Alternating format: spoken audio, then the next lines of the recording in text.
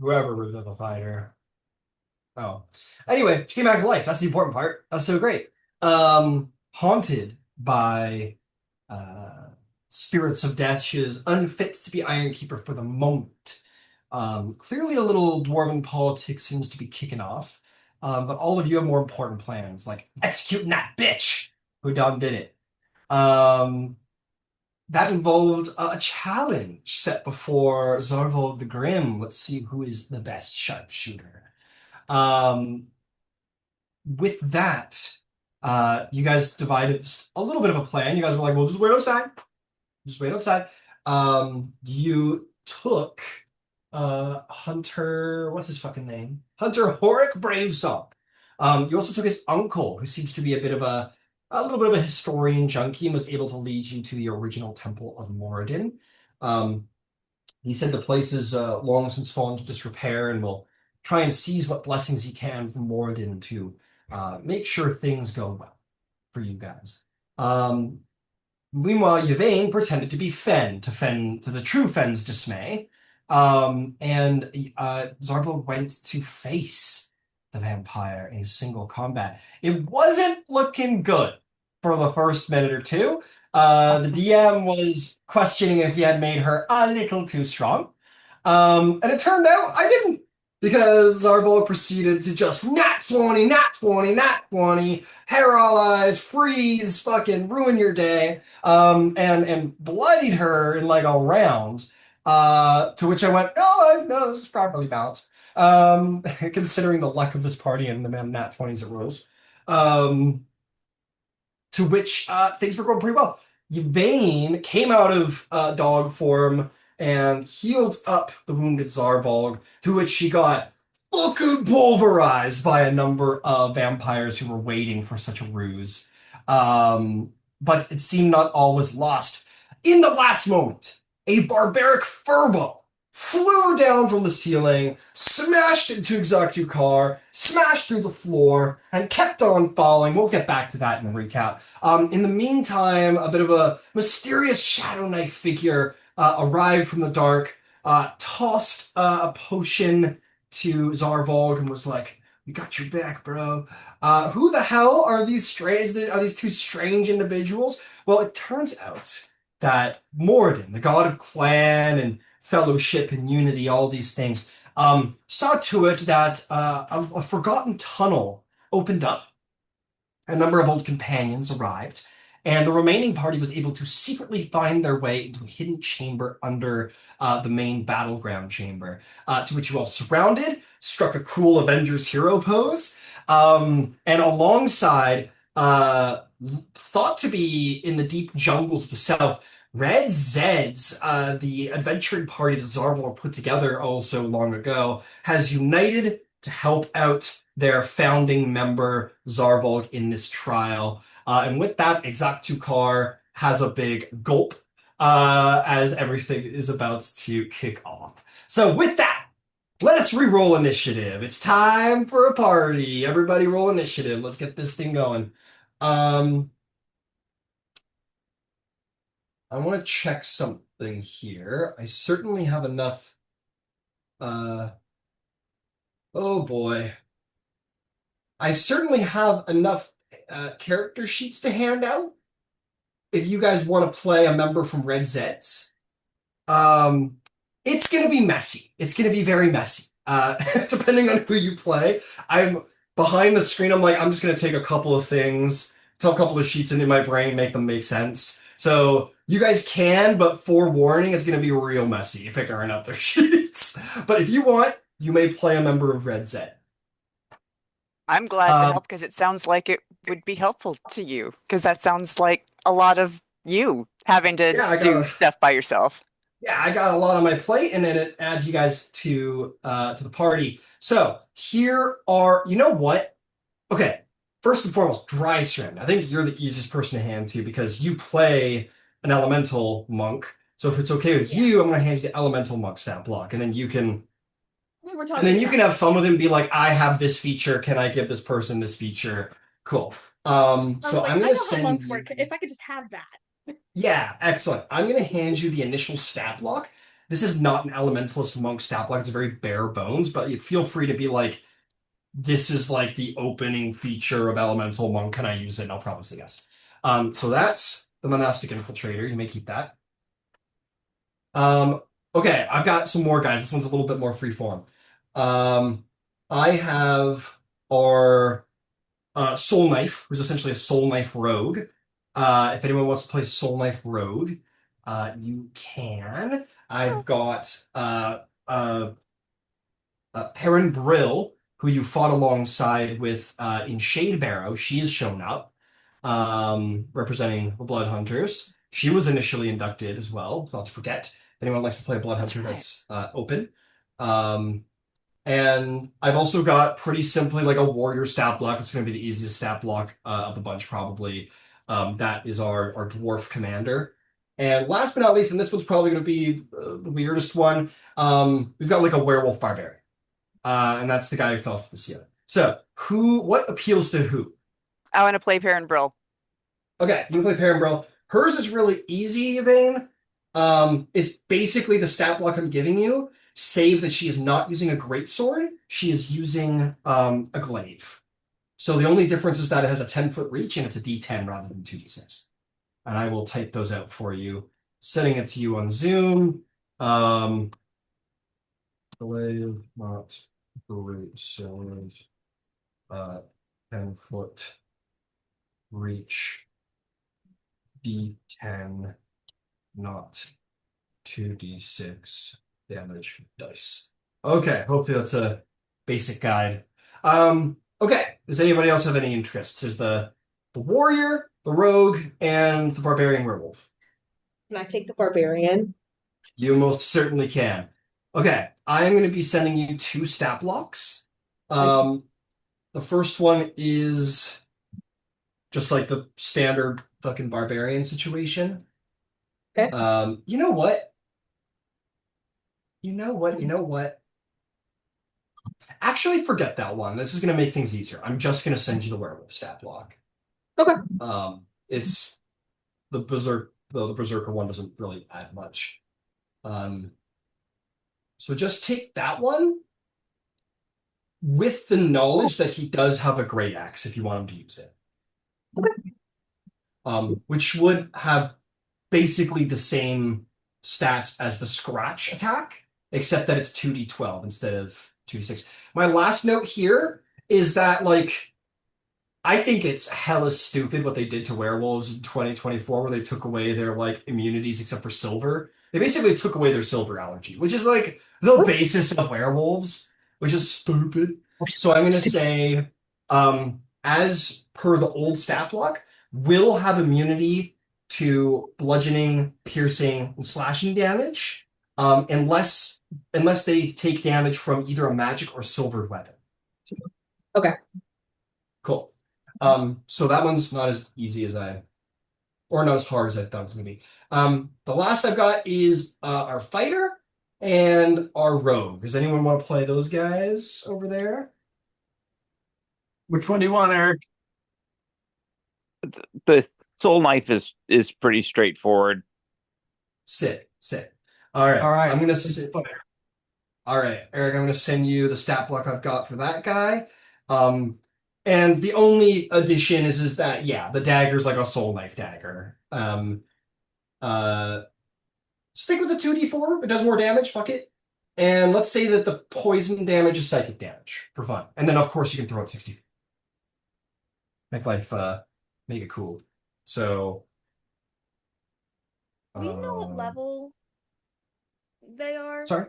Because do we know what level these people are? The only reason No. is because for monks, that's how many key points they have. Oh, Is are equal to our level. That's the only important part. tell you what, she's got 6. She's got 6 key points because she's a challenge rating 6. Well, that's how we'll shoot at it. Daggers do psychic rather than poison or piercing. Poison, piercing, 60-foot from range. Okay, that's the only changes for you there. And this one's just going to be the simplest one. I know it says Tiamat's Blessing of Retribution on it. He is not a Yeah. worshiper of Tiamat. I'm going to put that forward. It's just the stat block Okay, we're fair working enough. with. I just picked something that was generally around the stat rating of these guys and like as a base player. You still get the cool feature though. We'll say it's a Moradin's Blessing of Retribution. Because names are important. Okay, cool. Everybody's got their stat blocks. That makes my life a whole lot easier. We can talk about their names when it's their time. So go ahead and roll initiative for your guy and the other guy. And I'll cover Hunter Boric. He's easy enough. As a reminder, if it doesn't say initiative anywhere on your block, you just roll it with your dex modifier for initiative.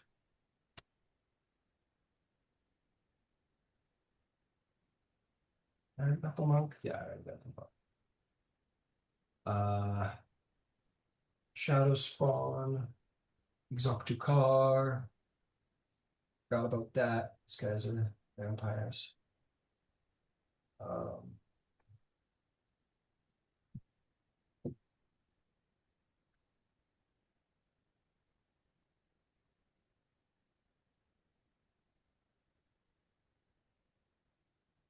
And Hunter is a scout captain.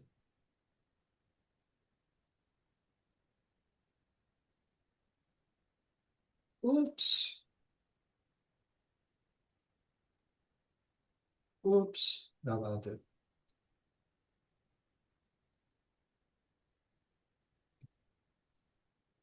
Scout captain.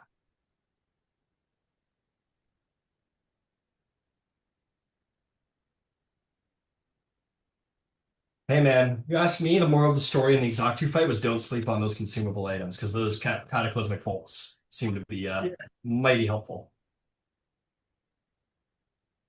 All right, here we go. I need a pen. Cool.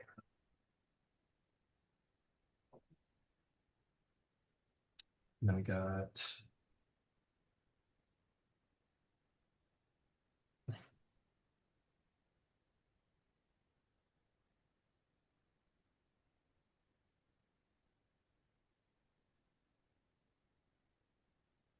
Hunter Horick. He was too busy just like feeling the vibes. He's like shivering from the cool vibes, and he's going to roll very low on initiative.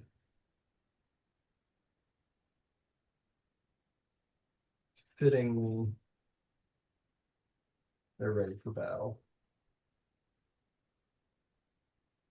For what it's worth, Ryan, you're not sharing Galespire. Oh, thanks. That is worth a lot. Thank you very much. And right up the gate. So busy, I distracted myself. Thank you. Okay. All right, I'm good to go if you guys are. So, if you've rolled your initiatives and your NPC initiatives, who rolled a 20 or above? Okay, I'll start with you, Aaron. Which character was that? Zarmo. Oh, yeah. Hang on. I gotta get you two fellas in the game here. Oh yeah, that guy. You're not hiding. You got healed last session, right, Yvain? By the potion that was thrown? Yeah. We were going. They threw me a potion. I was going to give it to her. All right. Well, why don't you take that now at the start of combat? Because while they're hero posing, you could have fed her. Okay. What'd you roll, Zarvo? Sorry. 24. Ooh, you beat Carr. Well done.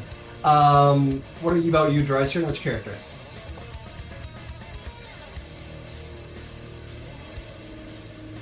Six. Or Dreiser. Sorry, what was that? Dreiser rolled 26. 26. Got it. Okay, who rolled a 15 or above? Oh, No. the barbarian rolled a 21. 21, got it. Who is known as Two Fangs, if that matters. That's his Right. like, Thank you. code name. So Hand Dreiser, that was your companion? My guy got a 15 exactly. 15 exactly. They're known as Cloud Bloom.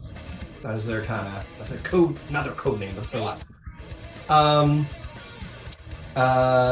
Was there anybody else that I missed? 15 or above? Kiro got a 17. Nice. 17. What did Cloud Bloom get? Fresher? 15 on the dot. Okay, so yeah, Kiro was first. Okay, excellent. That was 15 or above. Now, who rolled 10 or above? 14. You've got 14. How many points? Healing points? Oh, it was a supreme. So that would have been 8d4 plus 8. 8d. All right, what about you there, Aaron? 13 for the fighter. 13 for the fighter. What did Perrin roll? Or, sorry, Yvain roll? What did Yvain roll? 14. 14. Okay, cool. His name is Sergeant Brinehelm. It will obviously be shown in the order. Okay, I'm gonna make my life a little easy here. What did Ember roll? Ember got a 12. Okay. How did Whisper? And Whisper Knife got a 10. Okay. How did Perrin Brill do?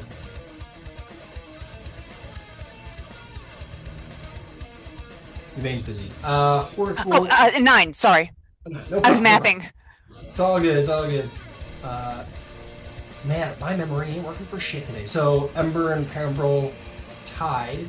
Why don't we put Perrin between you and your NPC's turn, just to break it up. Or that could be fun. A little synergy, maybe. Why don't we put Perrin behind you there, Ember? Okay, and then Horik rolled dwarves down there. Okay, big initiative order, everybody. Okay, Zarval, you take Yvain in your arms and you pour a little potion on her lips, and then as she begins to heal, you then hand it to her, and she just baby bottles that whole damn thing. And she comes back to life. What's going on, my friend? There's a big hole in the floor in front of you, and there's a sweet lady in your arms. Yeah, do I have any idea how far down it is? Pretty far. Well, you know what? But you're Doesn't even matter. you're super cool. You got things you can do, right? Yeah, sure do. Then I'm going to I'm going to jump down and take my cloak in each hand and bat my way down. Oh, dude, have you seen Justice League Flashpoint, like the Flashpoint animated movie? No. Oh fuck! At the beginning of the movie, there's like a museum fight with the Flash, and Batman like comes through the ceiling, like through the glass ceiling. I was like, oh fuck, that's what we're doing.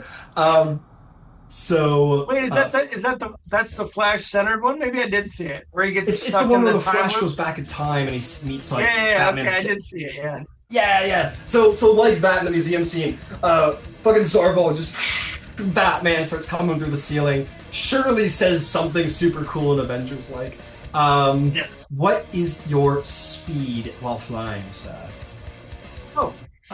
Well, this is just my normal speed because I didn't actually polymorph into a bat, so 30 feet. 30 feet. Okay, let's see if I can drop you to the floor a little bit. It looks aesthetically cool, but is really a pain in the ass. This hole I made here. I'm gonna open it up a little bit more. Yeah. Don't worry about how the breakage doesn't make any sense anymore, but it looks cool, so deal with it. Okay. Come on. Yeah! So I'm gonna say you are... where was the main floor? Okay, that would have been 5. Put you there for 5. So you're like here through the floor. As a fun little optional rule in the book, you can allow yourself to just fall, and then when you're content with your distance, you can use your reaction to spend half your speed to catch yourself in mid-flight with like your wings if you want. Oh, all right. About how far am I falling? To get to the floor, which by the way would be right in the middle of Vampire Clan, that's about 50 feet. So you could stop short of that if you want. Oh, okay. Let's see. Yeah, let me fall. I can. I'm sorry. Remind me again. What can I do? I can free fall and then catch myself and fly the rest of the half my Yeah, so speed. you've spent 10 feet. You stooped over Right. and then you did the well, technically I could just let you fall. So let's say you spent 5 feet. So you've spent 5 feet. Your two options are you could just fly, use the rest of your speed as you like. Yeah. Or you can allow yourself to just free fall, and then whenever you like on that journey towards the ground, you could spend your reaction and half of your speed to catch yourself, and then you can use the rest of your 10 feet to do whatever you want. All right. Yeah, let's do that. I'm going to do exactly that. I'm going to fall down until I'm, let's say, 20, let's say 15 feet above them. All right, 15 feet. That's safely out of melee range. Yeah, you do the Batman fall, and then at that last 15 feet, the wings come out. You've got 10 more feet. Where would you like to go? Yeah. Who all is that? Like, are there any friendlies on this little rock here? Not on the center rock. Those are exclusively the bad guys. But maybe it brings a little tear to your eyes. You look around and you see both of these parties that call you friend or leader have assembled for you at this point. Okay, so is that just open in the middle then with floating rocks about the place? Yeah, that's a fall. That's a you don't know what goes past there. Probably nothing good. All right, let me hit one of those floating rocks then. All right, you want to land on a floaty rock? Hell yeah. It's fine. I'm gonna say in your free fall you aimed a little bit. I don't care. I like to be generous on that first turn. You want to land there? Yeah. All right. You land there. The Avengers music's playing. What do you do next? All right. Now I'm gonna start shooting. All right. I may have had us re-roll initiative because we're adding a lot of people to the game, but I'm not gonna call this a new combat. Just to, right. No, I assume for me it wouldn't be. Yeah. All right. So not a first round. Got it. After all of that, now it's not an action for me to just grab the wings. It is if I polymorph into a bat, but I didn't do that. But I did give Yvain the potion. Do I still have my full action or no? Yeah. You're good. I'm gonna say like a turn went around in there and you used your action in that mid-turn. All right. Then who do we see? Who do we see? You got these guys on the main island. Your Ixrattu Khar is still Hunter's Mark, and then you got the Shadow Blades all standing around as such. Oh, I like that. Hang on. Might have something good here.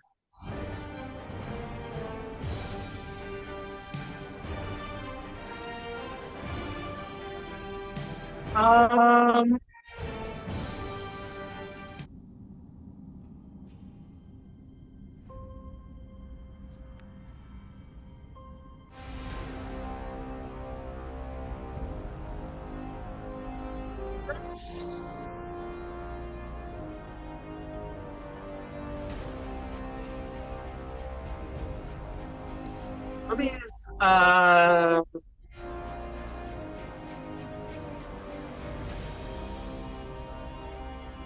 I got rid of it. That's one.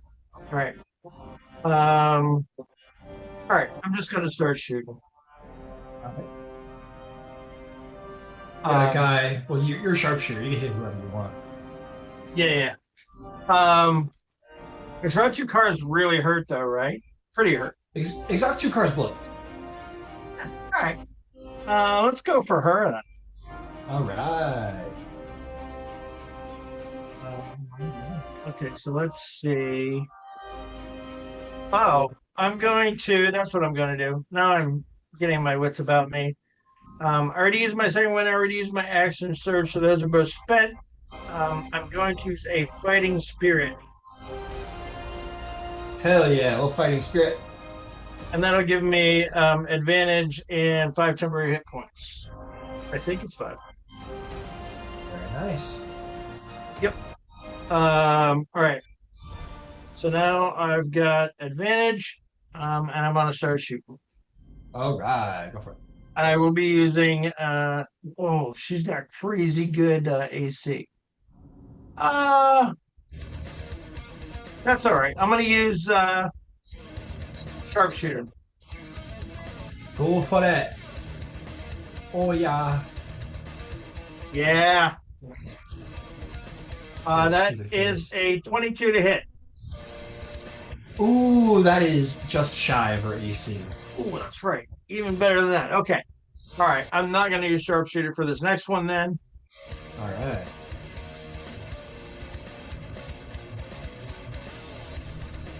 I still miss. 2 misses. Ooh. When the party rolls good enough to hit a god, sometimes you gotta put them up against gods, or people with god-like AC anyway.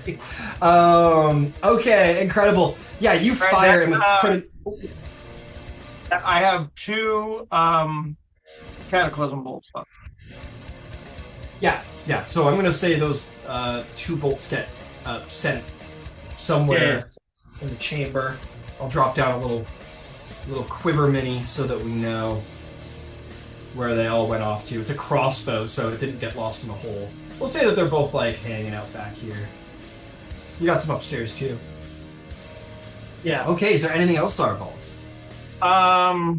Is Fen around? Where's my boy? Where's my good boy? He should be here somewhere. Oh, Fen! Where's his Puro pose? Fuck. Let me get him. Hang on. He should be here. Wouldn't it be something if he was upstairs? No, you stupid dog! And he's like, like at the edge of the thing, like trying to get down. No. We love Fen. Yeah, he's going in circles around it, whining. Because, like, the 2 people he follows around is Yvain and Zarvolg, and they both went upstairs. No. I'll say that he's, I'll say he's hanging out with the ranger over here. The 2 dwarves. Okay. All right. We're gonna leave him there. I was thinking about having him jump across, but I don't want him falling in a big hole, so I'm gonna leave That's him. fair. I'll leave him sitting there until maybe they come out here and we can deal with them. We'll see what happens, I guess. God. I will say he, like, runs around the side and, like, gets up to the edge over here. He starts whining and barking and snarling to, like, come help you out, but he doesn't know how, because he's a dog. Right. They're sometimes afraid of giant open holes. Yeah, sometimes afraid of, endless, bottomless, deadly holes.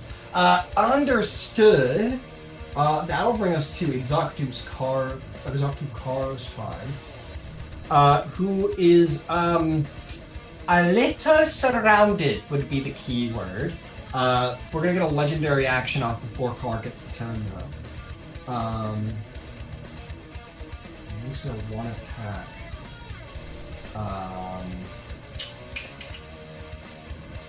We already spent that. Oh boy. Okay, fuck it. She has to move up to half her movement. She's a little trapped on this middle rock here, unfortunately. She is going to use, you know what? She needs to get some bad guys off the field.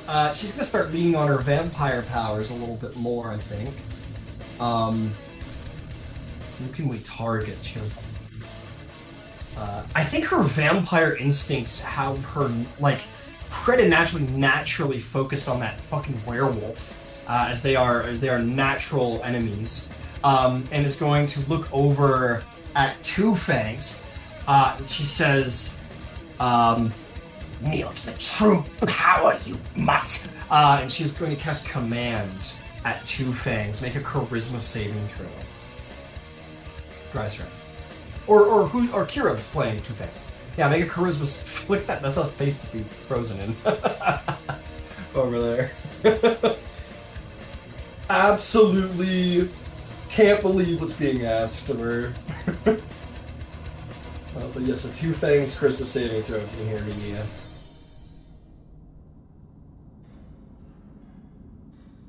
hopefully we'll unfreeze it somehow. Are you playing with Nia, Joyce friend? So are she in the same room as you?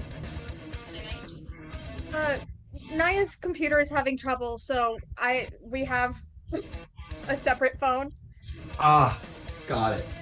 But yeah, if she wants to let us know what the charisma save is through. It's through a that, 19 on the die or fully? 19 total. Ooh! That's okay. She has this DC of 18. And just for the fact that everybody at the table, Buddy's got a 0 charisma. So that wasn't about to look good. But the werewolf just goes, "Fuck you, One Eye." And just like, and he like hisses back at him and he howls. And it seems that it does not work. And Ixrattu Khar is going to take her proper turn now.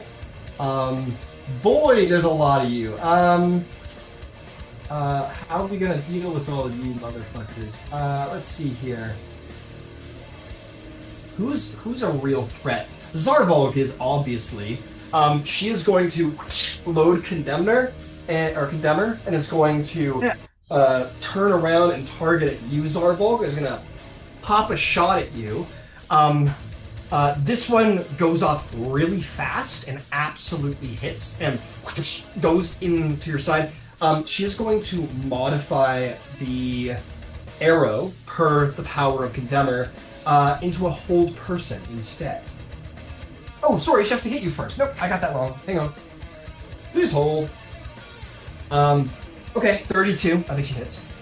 So I need a wisdom saving throw as hold person is cast on you by the thing. Oh, I did just get good at wisdom saving throw, so let's see what happens.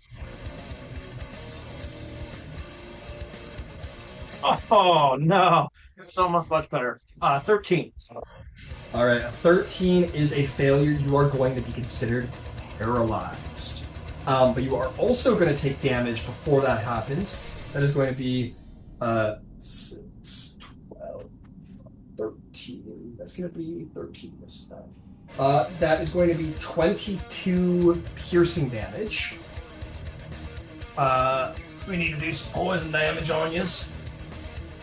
Oh, I'm just going to do it all over here. Remember the hero's feast. Immune to poison, that's right. So we will just do the necrotic damage instead. No, it's resistant to poison, not immune. Oh, resistant. Okay, so that'll be the poison then. Same dice roll Immune anyway. to the condition, only resistant to the poison. What's the Understood. difference? Resistance means half damage. Immunity means full cancels No. the damage. No. Immune to the condition, like it's very specific. Immune to the condition, but resistant to like what? Yeah, What does that mean? So resistant to poison means resistant to poison damage, but immune to poisoned is the poisoned condition. So it's two different Poison things. condition gives you a disadvantage on rolls and sundry other nonsense. Yeah. It can be a little. It Basically just confused me automatic. when I started this whole thing out too. Yeah, there's a condition called poison. I think it's just automatically like passing the whatever check you would need to make to be have the poison. Yeah, condition. you wouldn't need to make the saving throw against. Yeah. being I poisoned. I thought it was all the same. So thank Poison you. is Sorry, like- I didn't mean to It could interrupt. be anything, but it could be anything like getting too drunk, or like a lot of poisons just do that in poison condition, which gives you disadvantage on attack rolls and ability checks. But that's not damage, it's condition. Oh, okay. But it was Thank you. It's still resistant on poison. Yeah. Sorry to no interrupt. worries. No worries at all. Good to clarify. Yeah. So 6 poison damage to you then with the resistance, Zarvolg. And for the necrotic damage, that is going to be another 12 necrotic damage. And then you are paralyzed after that. All right, so 32, 6, and 12, right? 22, 6, and 12. 22, 6, and 12. Sweet, that's even better. Yeah, even better. Okay, so that's the first shot. Fantastic. That fucking archer is now paralyzed. That takes one person off the field. We need to make some more attacks. Oh, you know what? I can bite you, can I? Now that you're all paralyzed and shit, huh? I can do it 5 feet is willing to grapple, incapacitated, or oh, you're not technically Oh, you're incapacitated. You're paralyzed. Fuck yeah! We need to heal a little bit, so she is going to go 5. She's going to use her substantial vampiric strength to jump all the way to this little landing next to you. And she's going to take a big bite. She's going to bite down onto your neck. Make me a con saving throw, please and thank you. Biting indeed. You've been bit by. It's an 18. 18. That is a failure by a little bit, by like 1 point. So here is what's going to happen.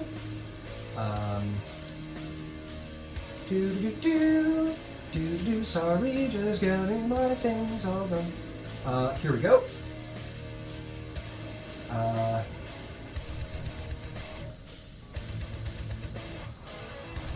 Okay, that's stupid. Okay, you are going to take. Where did I throw those dice? Where did they go?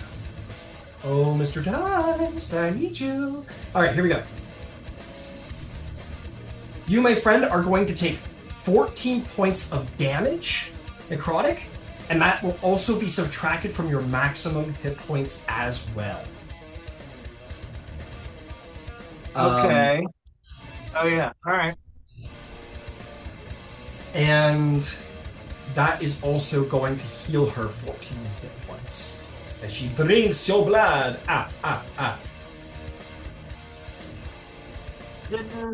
I thinking of different something? Does anybody remember, did we have some sort of resistance to having our permanent hit points reduced? Yeah, with Hero's Feast. I don't think it can be reduced. Really? Yeah, want to check Hero's Feast. Yeah, I'll give it a quick check. That's one hell of a spell. Oh, Hero's Feast is fantastic. Yeah, it's not bad. It's not bad. Hero's Feast. Let's see here. Resistance to poison damage, immunity to frightened poison conditions, its hit point maximum increases. And gains. So it increased. I don't think you can. It doesn't prevent the loss of them, but it did increase the number of maximum hit points, which is right. probably just as good. And as a final note, you're going to take a whopping 3 piercing damage from the fangs. Okay, that's going to be that. She is going to take a last condemner attack because she can do that because she's so freaking cool. Boy, you guys are trouble. You know what? She's gonna point that fucking thing at you there, Ember. You got a talent for ranged combat, and that just won't do. She is going to take a shot from Condemner at you. Oh god. Wow, that's gonna be a 33. Yeah. Okay, fair. I like that I have a little cubby here with all of my dice sets. That's cool. So for the piercing damage, that will be 19 piercing damage. That will be 20 necrotic damage, and that will be 12 reduced to 6 poison damage.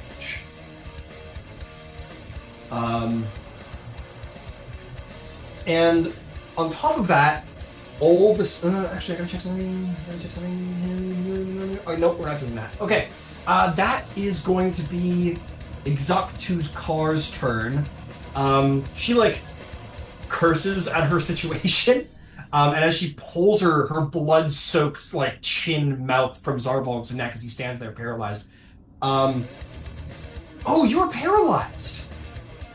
Yeah. Uh-oh. That means damage. that's an auto crit. So take 4 more piercing damage. Okay. And Sorry, I thought of that and then I forgot about it. it's all good. So take 4 more piercing damage, and from your hit points and your maximum hit points, you're going to take another 24 necrotic damage. Woo. If I kill you, I get to turn you into a vampire. Hey, Brian, Yeah. would Ixrattu Khar be kind enough to make a DC 19 deck save? All right. Oh, yeah. Okay, absolutely.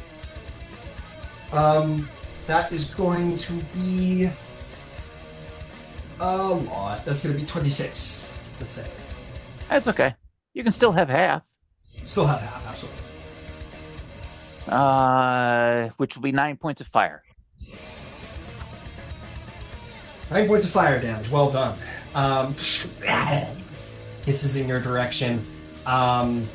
She gets those 26 hit points back as well. Yeah, that bite on Zarbolg made her look a little bit less pale. But, like, very little because she's a vampire. Alright, fantastic. That is Ixrattu Khar's turn. Or you know what? There's enough of you, she's going to use the bonus action. I apologize. Damn, we got to pick someone who doesn't have good... I'm using charisma spellcasting now. We need someone who's been very wise. Yeah, you know what? You cinch her, and she's really... now she physically knows that you are a danger as well as mentally, and she's going to turn at you and look at her with her one red eye. And she's going to try and use her vampiric power to charm you. Ember, I need you to make... You'll have advantage because you're engaged in combat. I need you to make me a wisdom saving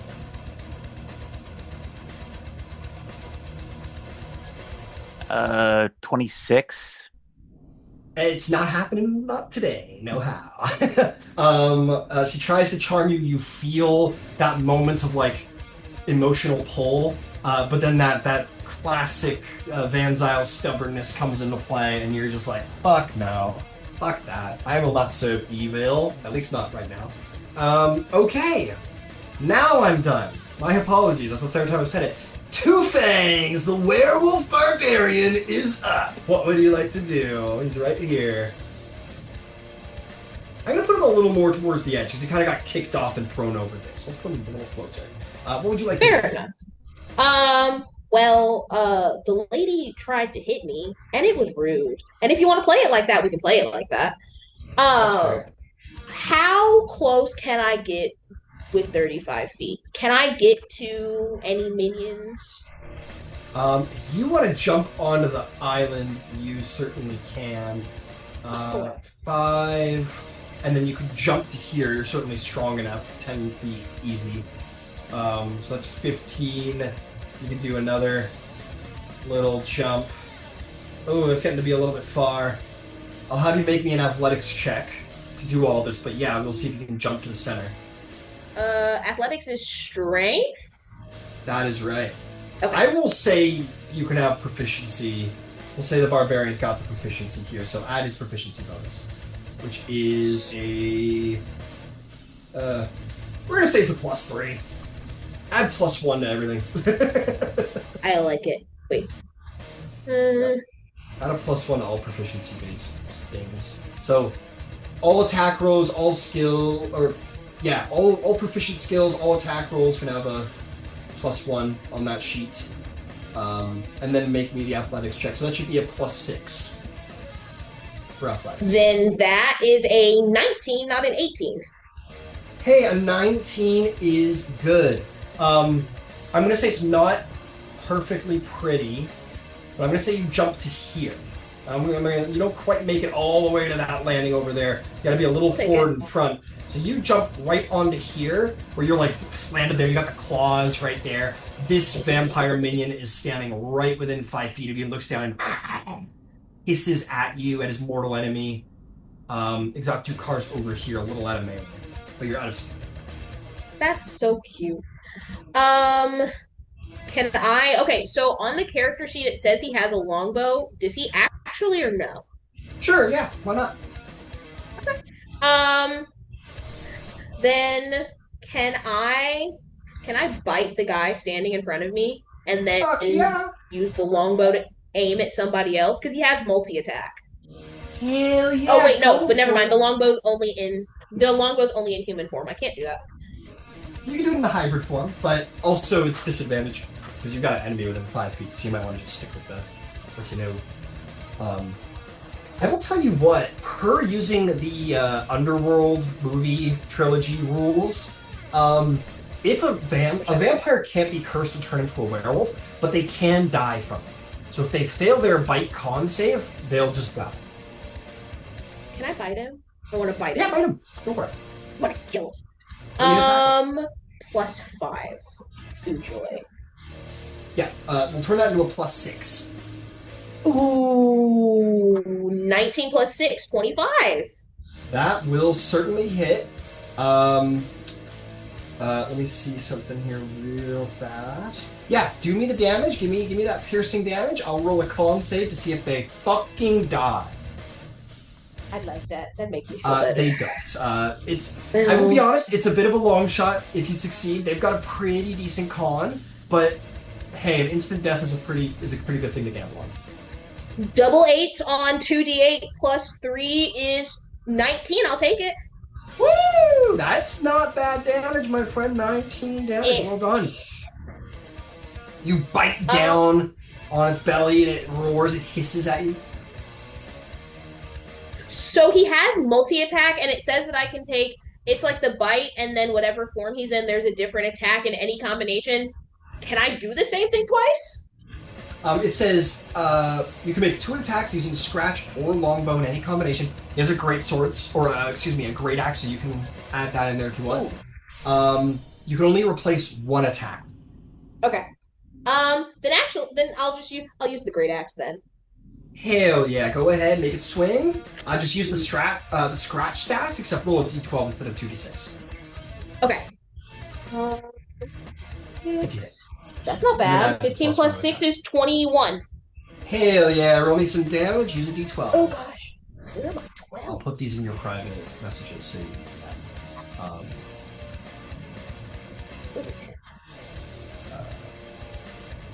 I've never used my d12s. They took that as an insult. A 10 and a 5 is 15 + 3 is 18. 18, very nice.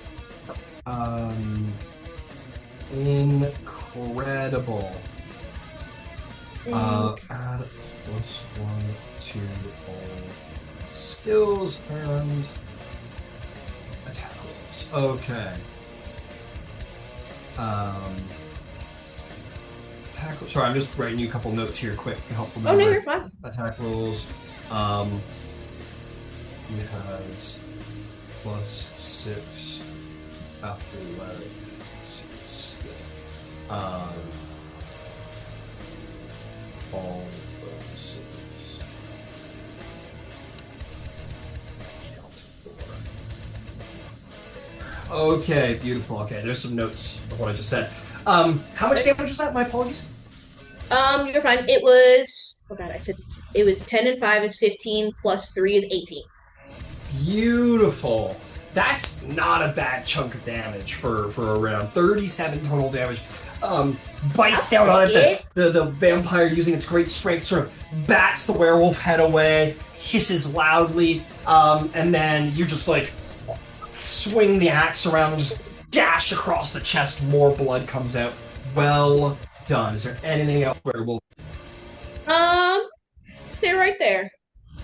Hell yeah. Okay, that's going to bring us to the Shadow Spawn. They are going to take their turns. This guy you just hit, he's absolutely going to retaliate in a sort of like instinctual vampiric retaliation against a natural enemy and predator of the vampire. I really liked how they built the vampire werewolf stats. Initially I was like, what do you mean werewolves are like a CR3 and a vampire is like a CR11? That sucks. But if you think about it, like, a werewolf stat block, despite being CR3, counters most of the vampire's abilities. So, Yeah. It's actually kind of a cool how they interact. Anyway, that's enough about me ranting about how much I love vampires and werewolves. I will run a game where it's a vampire werewolf war one day, but for now, I'm gonna shut up. Okay, attack rolls coming in hot. This person is going to Bring it on. make 3 Shadow Blade attacks against you. Fuck it, one will be a bite. We'll bite you right back, motherfucker. Try to fight me. Nope. It's really not a great ability that they possess, but actually it's alright. Okay, anyway, enough about me. That is going to be a 18 to hit. That hit. Okay, that is going to be... Show me the money. It's going to be 37 points of necrotic damage. Jeez Louise, okay. We're gonna do it again. We're gonna attack again. That's how you That's do a this. natural 20. Rude. Nobody was gonna stop me. Really? Okay. Just a little bit. We're like, we don't like werewolves. Fuck that bad. Well, we don't like you guys either. Don't worry. Well, I don't like any of you either. also Okay.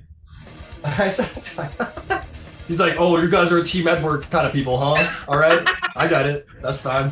I get it. That's gonna be 23 necrotic to start, Okay. and then the crit damage is going to be 42.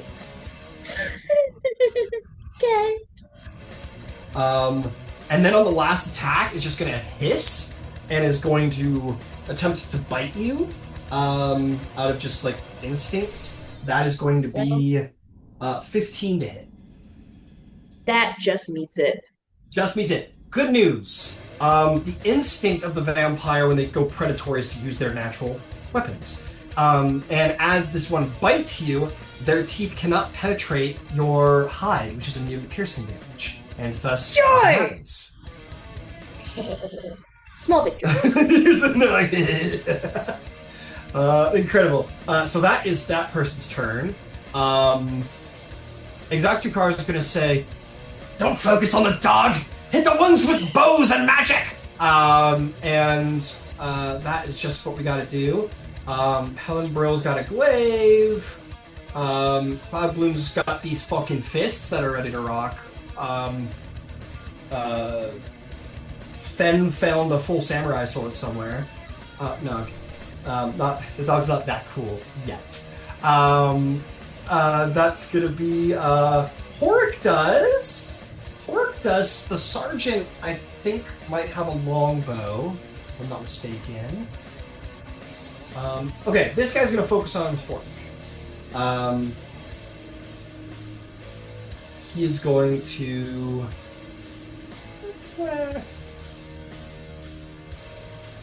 He's definitely like kill the one that shoots crazy amounts of fire and he's gonna blow us all up in next turn with a fireball. And goes, yeah, fair. This guy's going to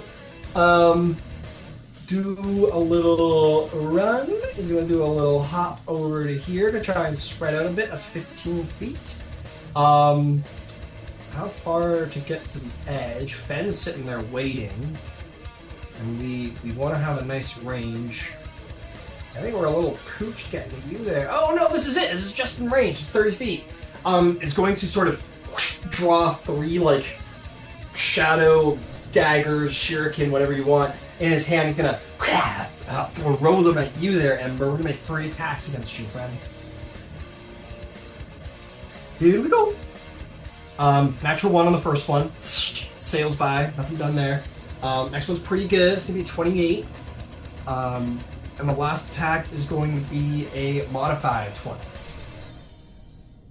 2 hits. Okay. 2 hits. Okay, here they come. That's going to be... that is going to be 24 necrotic damage on the first one. And... woo! That one was a big one. That's going to be 37 necrotic on the second. The last one missed. This guy is going to focus on Horik and the Sergeant. Horik's like dual wielding hand crossbows that are like crackling with elemental energy, and looks between him and the sergeant and goes, yeah, I'm gonna hit that guy. He seems like a problem. We're gonna make some attacks on Hunter Horic. Lucky guy, that Hunter Horic. He is going to uncanny dodge the first one, because I forgot he had that feature. First one to hit. Okay, that's a hit. That's a nat 20 on the first hit, so yeah, he's gonna fucking uncanny dodge the shit out of that. Next attack, miss it, or is gonna hit. Last attack hits. He's gonna take all 3, uncanny dodging the first one. 6 times. Whoops. 2. Where are those little dice? There they are. That's gonna be plus 21 divided by 2. Hey, Hork's gonna live with a 31 points of damage. That's so great. But he's gotta take 2 more attacks. Let's see if he can do it. I think he can.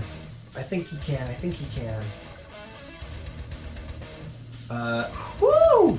Ouch! That one's gonna be about as bad as a crit. 39 points of damage. And that is it. Horik is gonna have a dirt nap for a minute here. He is on death saves, unfortunately. It's like, alright, I'm ready for this. And he falls over. He's not quite in your guys' team, unfortunately. Last attack is going to go for the sergeant, which I believe is yours there, Mr. Zoll. That last attack would have been modified 20. That hits. I gotta tell you what. Fuck splint armor. He's wearing plate. Let's bump that up to a 20. Right. We're gonna say he's got a 20 AC with his heavy armor. I said 19, right? That doesn't hit? No. Right. I thought you said 20. Okay, it'll still hit, but I'm still gonna give you the 20 AC going forward. Okay, he is gonna take.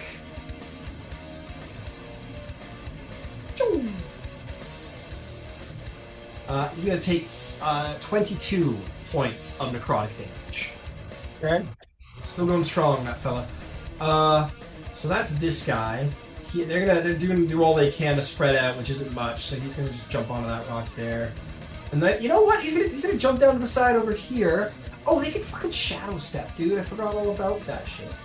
I think that's exactly what they're gonna do. They're gonna shadow step. They've been training to face this team for a while, and they know how devastating standing next to each other can be.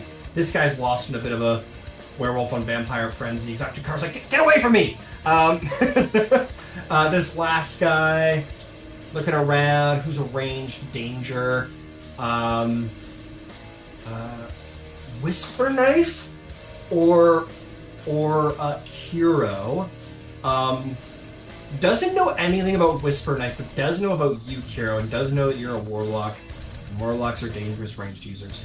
Is going to shadow step, or actually, it's a little bright in the center here.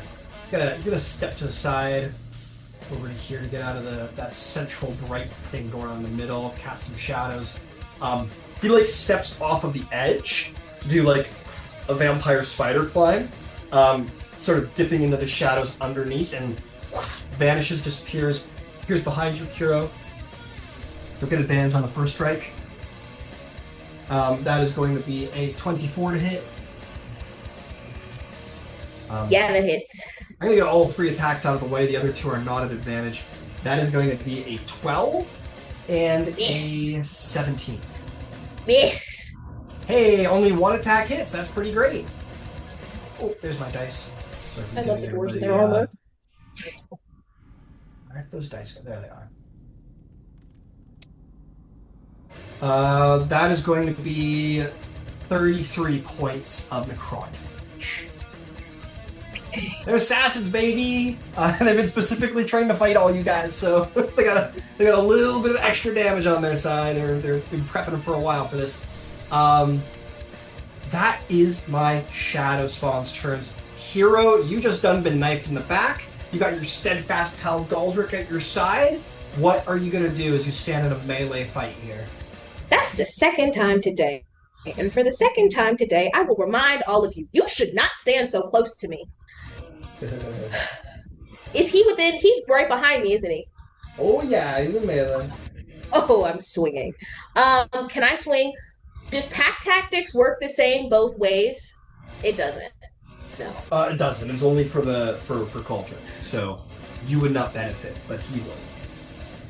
Do I? Well, is he? Because he's standing within 5 feet of me. Does that still give me advantage, or does it have to be somebody else? Oh, you could throw him into a flank, and you'll both have advantage no matter what.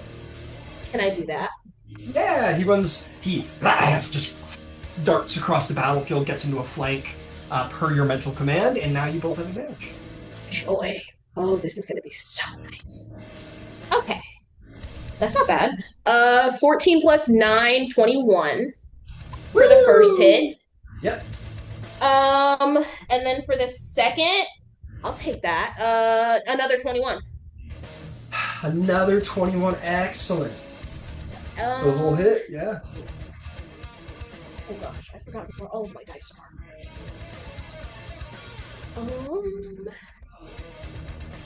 4 and 7 is, oh gosh, 11. 11 plus 8 is 19. 19 for both of Kiro's hits. They're both piercing damage. I don't know if that makes a difference. 19 damage for both. No piercing damage is just fine. You're good.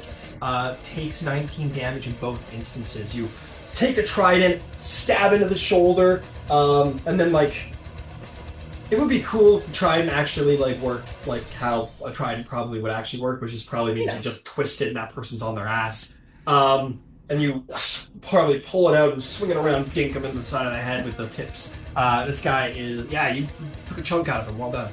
I completely forgot. Thank you for reminding me. Speaking of knocking on their ass, I need 2 con saves, please. It does work the way it's probably supposed to historically. It works the way it's supposed to. It works the way it's supposed to. It works the way it needs to. Incredible. Con save number 1 is going to be 21, and then an 19.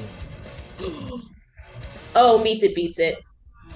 Incredible. So here's what we'll say. The first one, you stab into center mass, should have killed them. You stab them in the heart and lungs, and they don't seem to care because they're a vampire. And you twist it to try and knock them over, but are surprised by the steel. It's almost like trying to knock over a statue. The vampiric strength keeps them on their feet, and they hiss at you. And you rip it out, and then put that middle prong right through their leg for better leverage, and then twist that fucker over, and he's on his ass.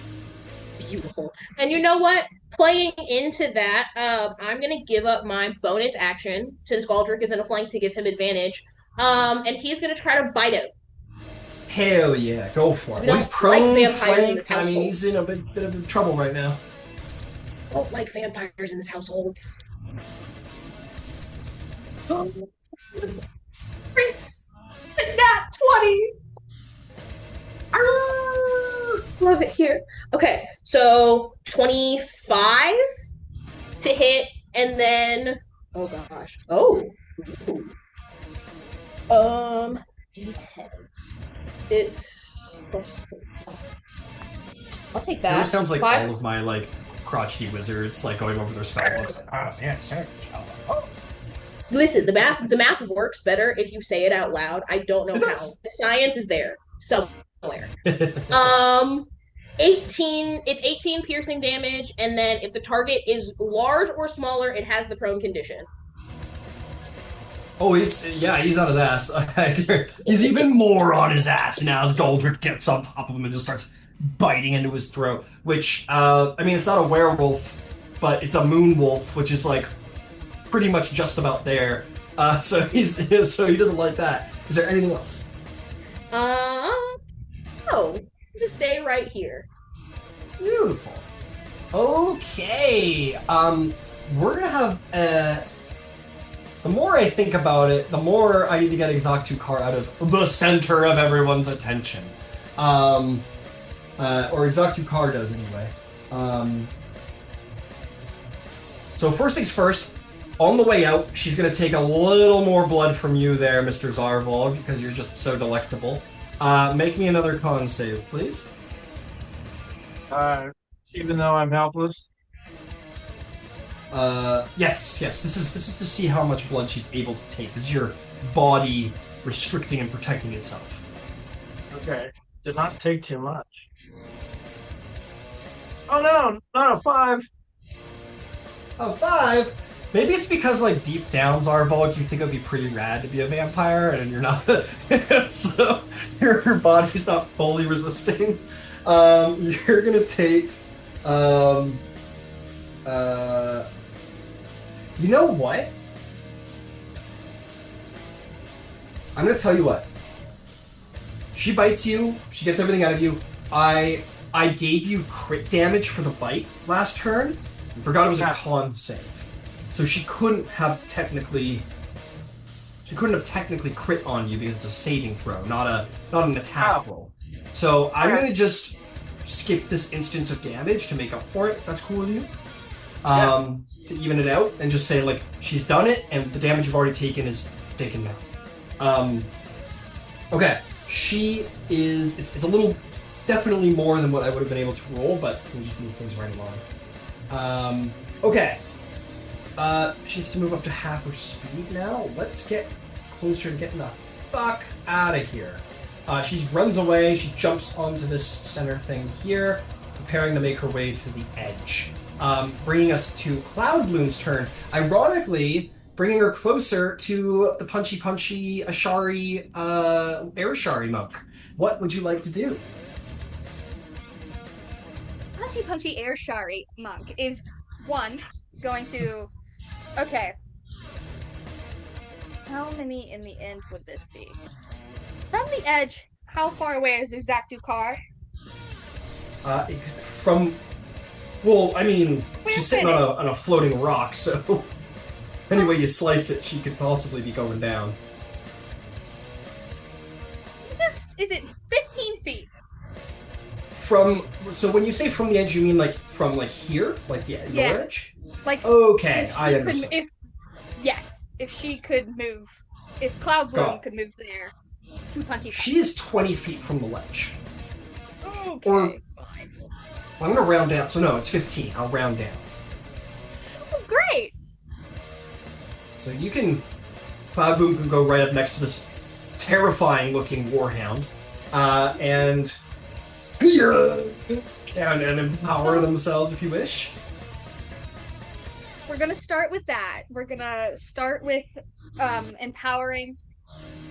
What type of is she? An Arashari? You said?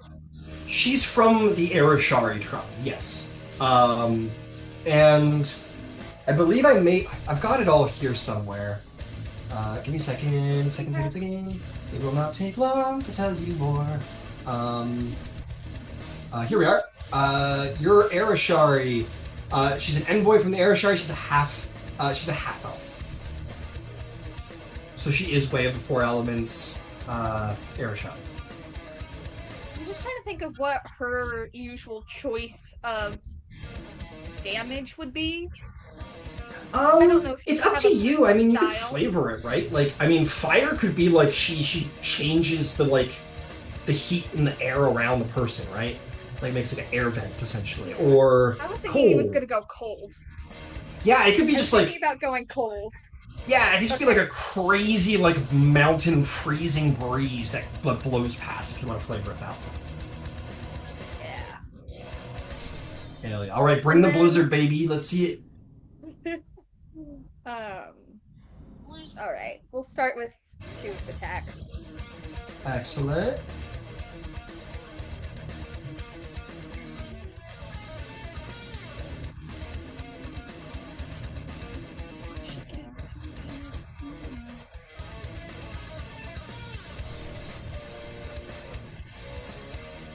Plus 21, which doesn't hit. 21 does not hit. Unfortunately, her armor is exceptional in its make. Well, that dice is gone.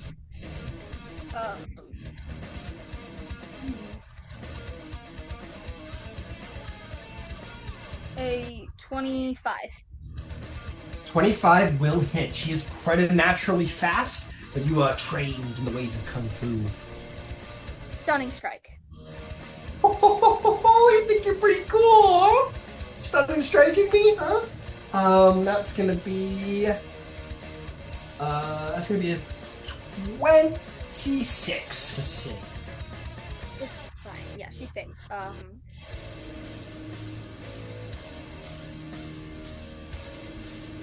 7 points of cold damage. 7 points of cold damage. And on the sheet you gave me, it says they can make 3 unarmored strikes. Yeah, go for it. Usually for a monk. Okay, beautiful. Well, the 3 unarmored strikes is meant to like streamline the bonus action attack. So consider that one of her bonus action attacks, yeah. Okay. I forgot she I'm not going to hit regenerates. either because that's an 18. 8? Yeah, the 8's not going to do it, sorry. What about the third attack? Well, the first, there was a miss, a hit, and then a... Yeah, okay, gotcha. Mm-hmm. Is there anything else your monk would like to do? Flurry of blows. What? I think she's gonna. Alright! Send it in there, hell yeah. Why not? 26 to hit. Hey, that'll hit, go for it! Yeah, this is fully like Aang, like doing wide sweeping movements, gathering wind from around the room, and then sending us a freezing 4 blast points forward. of cold damage. How many points, sorry? 12. 12, got it. Yep. And then another stunning strike. So that's 4 key points. That one is going to be even better. It's going to be a 28. Of course.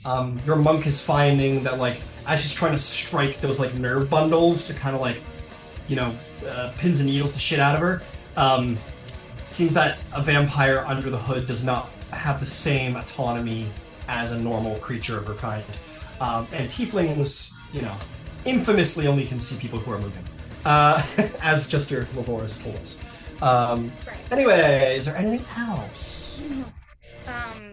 No, because the last attack didn't. Got it. Movement. She is gonna move because. All right, where's she going? How much did she use to get to the ledge? 10 feet. 10. Cool. She has another 40. She's gonna go behind the pillar. All right, 40 feet away we go. It's not even going to take 40 to get there. You're 20. Where do you want to be? Like way back here? Somewhere she thinks she could get cover. Okay, why don't we put you a little? Why don't we put you like over near toward Ember? So why don't we put you like right there? Yeah. Beauty. Per your prediction, and to be clear, all these legendary actions are like streamlined into like 6 seconds. So every time she like moves on a legendary action, consider that like the vampiric speed, right? And it all adds together, becoming like 80 feet around if all the legendary actions get used. She is going to jump and land over here next to Fen. I'm gonna see how cold-hearted she is. Let's see how cold she is. She looks down at the dog. He's like, I can't. she's hey, I'm a vampire. I'm not a monster. Okay, I'm a murderer. I'm not a monster. I mean, I am a monster, but whatever. So I'm gonna say she jumped over here, and she's not gonna attack Fen. She will, however, look over and says, I hate monsters. And she is going to shoot at Perrin Brill, who is specifically designed to slay vampires in her disciplines. So we're gonna make an attack at her. Condemner fires. Let's condemn her. Just that stupid N is silent. It's gonna be 22 to hit. Alrighty then. Alright, lasty, here comes the damage. Alright, piercing damage. It's gonna be 21 points of piercing damage.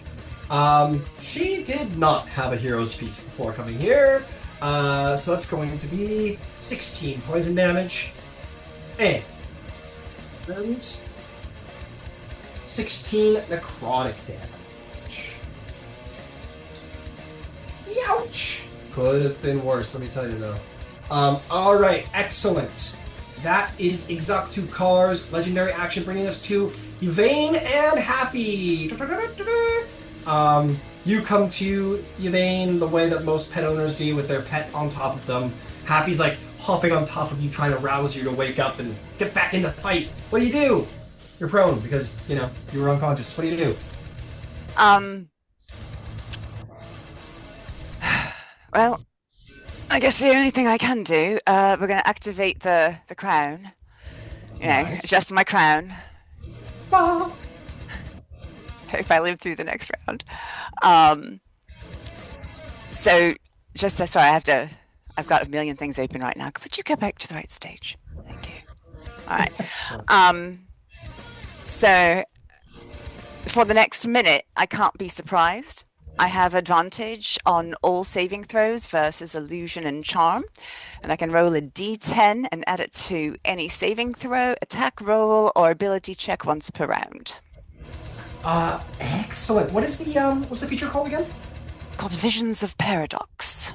Ooh, I open my okay, so third eye and glimpse patterns. absolutely. You channel almost as if like you were trying to use your lost second eye again, but you use it through that center crystal, which is connected with your consciousness. And you open your third eye, you look through the lens of the crystal, and suddenly all around you, you begin to see almost like specks of starlight that would be impossible to see to anything that was not of a divine make, divine creation. You do see coming from you, a sort of like with a lot of slack, this like golden, just long piece of yarn. I will call it a long string of gold, which you know to be your literal fate. And you begin to sort of tap into what the divines see, the fabric of creation itself, and begin to see these things before they're able to actually come to you. You see a couple stages ahead. What do you want to do now?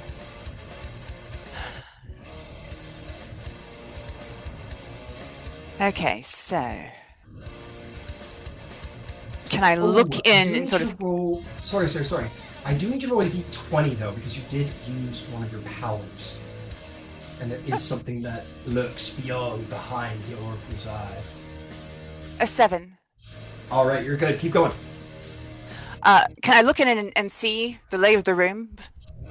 Yeah, you poke your head over the edge, and yeah, you can just get a little poke over the edge, put you 5 feet over. It's fine. We're gonna get rid of all that shit. You look down, and well, to be honest, we gotta be fair here. This is what you see. Like, you look right down. I'm gonna be all the way out, so it's straight down, but I'll zoom in. So this is what you see. You see that center island where nobody's on it right now anymore. And you can probably see like the edges where some battle is going on. You see Red Zeds, and you see some of your allies down there. You see Zarbolg, like, with a hand on the ground, like, trying to get motion back. I can see Zar. Yeah, I'd say you can see him. They're like right there. You see a vampire trying to kill one of these vampire dudes. Like, oh, cool, werewolf. Probably. Is there any place I could fall and land within 30 feet of several people? Maybe even the... Not... Well, I'm gonna say this off the handle there, Yvain. That's a 55-foot fall, just off the cuff. The other is you can certainly be within 30 feet of Zarvolg and the werewolf Two Fangs. But if you were to like fall somewhere here, you're probably not getting anybody else. Shit. Okay.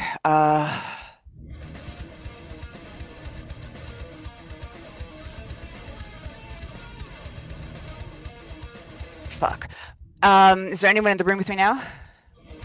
No, as far as you can tell, you're completely alone in this particular room. I'll tell you what, it's technically like a reaction thing, but if you want to do like a super cool like roll off the edge in mid-air, like transform into a fucking huge bird or something, like, you could do that. Well, I can throw my wings out also, my dragon wings. You can do that too, yeah. So I can control the fall. I'm just trying to see if I can fall anywhere where I can actually do a mass heal and it actually be worth something. Well, you're prone to.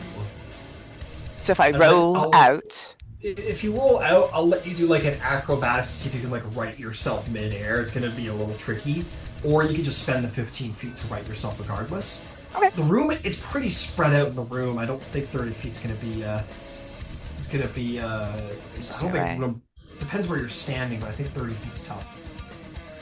Fuck. It's a pretty widespread room. Yeah, I hate this. There's no great options. Well, I am going to bonus action and throw out the dragon wings, which means I can hover. The idea is I'm just going to fall and hopefully throw out the wings at the right moment, but I'm going to fall with the wings. We're going to do that before I fall. Okay, so here's the deal. You're gonna right your wings, you're gonna roll over, you're gonna fall out, catch yourself at a certain point. I will need you to make an acrobatics check. Okay. If you, this is a pretty tricky stunt you're trying to do here. I mean, you're no Aarakocra. Tell you what, if you roll a 10 or lower, you're just gonna fucking hit the ground, and it's gonna hurt. If you roll a 15 or higher, you're gonna get everything. You're going to right yourself in the air, catch yourself when you want to, and spend that half speed. Anything between 10 and 5, you're gonna just spend your whole movement to catch yourself. That's perfectly fine. This is, however, when I would like to remind you of that D10 I can add to any ability check once per turn. Yeah, excellent. I'm just being upfront about what we're planning here, because this is a tough There's a stunt. reason we're doing this. Yeah, tough, dangerous stunt, but it's possible. Yeah, you look into the paradoxes of reality and you see several instances you of eating shit on that stone floor, and you're like, okay, don't do that, don't do that, don't do that. Is she doing the Doctor Strange thing where he sees 14 million eventualities at once? With a D10, maybe it's like 10 eventualities, maybe. But yeah, I kind of. I will be using that D10. Where's the freaking D10? Here it is. She's looking down that cord, that Raven Queen cord of fate. She's like giving it a little like trying to like get it point in the right direction. No, but also, and I literally brought this up earlier, we're in the same setting as and around the same level as when Keyleth goes, we're gods, and then dove off a cliff. At a certain point, it just has to happen. Like they said in the Spider-Man movie. It's a canon event. It just has to happen. Don't roll for lower than a 5, and you won't have a Keyleth experience. What'd you get? Not today. Exactly with the D10, exactly a 15. Hey, we just hit the 15. You're rolling off the edge, actively seeing like what did you roll on the D10? I rolled a 12 on the D10, and then it was 3 on the. Oh, I rolled a 3 on the D10 and a 12 on the. You rolled a 12 on a D10 No. You're good. Yeah, so you see, with a 3, you see 3 futures where you biff it. You see one where you miss the island and fall, probably to your death. You see one where you just hit head first, and then you see another one where you break your leg, and you're like, okay, don't do those, the 3. You fall over, you're just trying to get these starry fucking weird wings, and you just managed to catch yourself. Incredible. How far off the ground do you want to use your reaction to catch yourself? Far enough where I can guide myself near to Zarvolg and hopefully a couple other people that I can get a mass heal on. Okay, I'm going to do the same thing that Zarvolg did. We'll put you 15 feet above the ground and catch yourself. Yeah. So you fall, catch yourself 15 feet above the ground, manage to, like a cat, sort of like right your body, swinging your hips around and kind of like get your torso out enough that your wings catch you. You have 15 feet left, which you can use to kind of slingshot yourself from the momentum forward. You can go like, Zarvolg took a little damage. You could go, or Ember, I mean. You could go like 15 feet over to here, maybe. Away from the vampire, away from the mean, nasty vampire. I mean, it's not much, but it'll do the job. Just keep you 10 feet above the ground so you don't get hurt. To like there, we'll say. And 30 feet's not going to reach Ember or Drycer. It will reach Two Fangs, who took a big hit. And it will reach Zarvolg, who is definitely struggling. But that's it. Alright, well, I'm going to get you. myself and Zarvolg, and Two Fangs. Hell yeah, roll it up. I'm sorry, Emma. I tried. I truly did.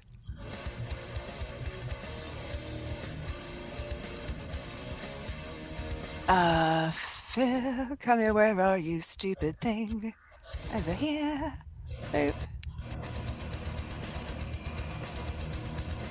Oh. What is that, 25? Everyone gets 29. Hell yeah, 29 to Two Fangs, Kiro, and 29 to Zarvolg, and 29 to Yvain. Yeah. Alright, anything else? Uh, That was wings, that was movement, that was heal. I think that's everything, right? yeah. So long as I'm over a place where if I fall, you know, on solid well, ground. You're not. But you could have still reached everybody if you were Yeah. like back 5 feet. Yeah. Perfect.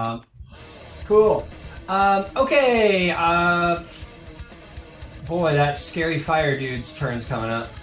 Legendary action. Well, I guess we're not gonna try and charm him again, huh? Let's see if we can get fucking Pixie heals everybody lady off of the board. She'll take a condemner shot up at you, Yvain. Hit the healer, right? That's good tactics. That's gonna be 27 to hit. Hits. Okie dokie. You're going to take. Where did I leave my dice? Which corner of this room did I leave my dice? There we go. Alright, that's gonna be. So I'm looking for maybe 16 points of damage on piercing. Okay. Poison is halved, so that's going to be 6.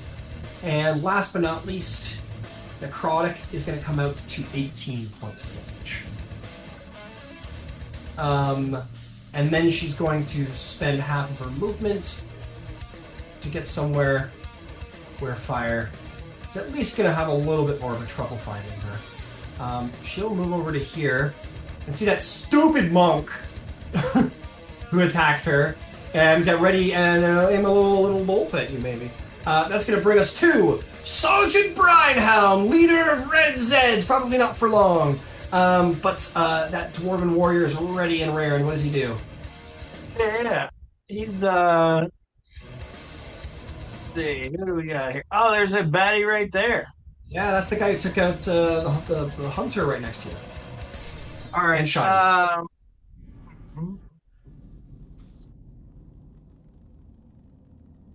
is there, you know what I'd like to do? What's that? I want to push or actually throw is what I want to do.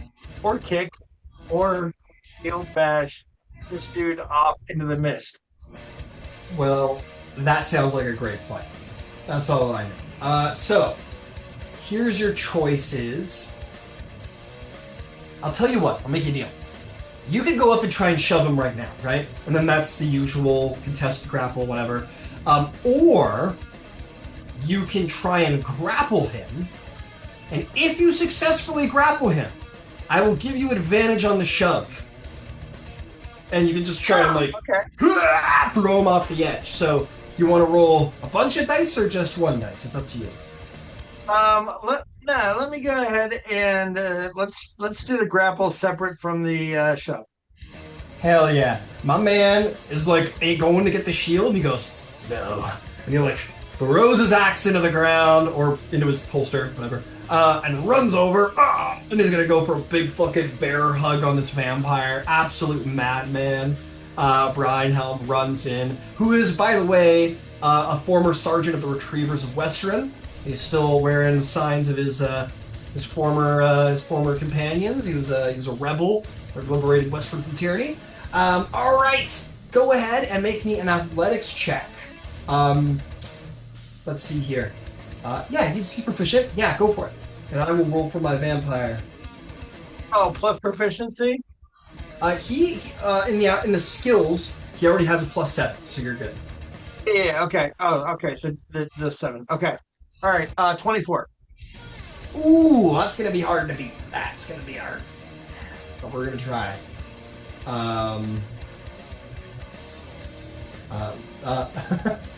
Ironically, these vampires, because they're supernaturally blessed with strength, don't think they need to take time to exercise, because why would I when I'm preternaturally strong?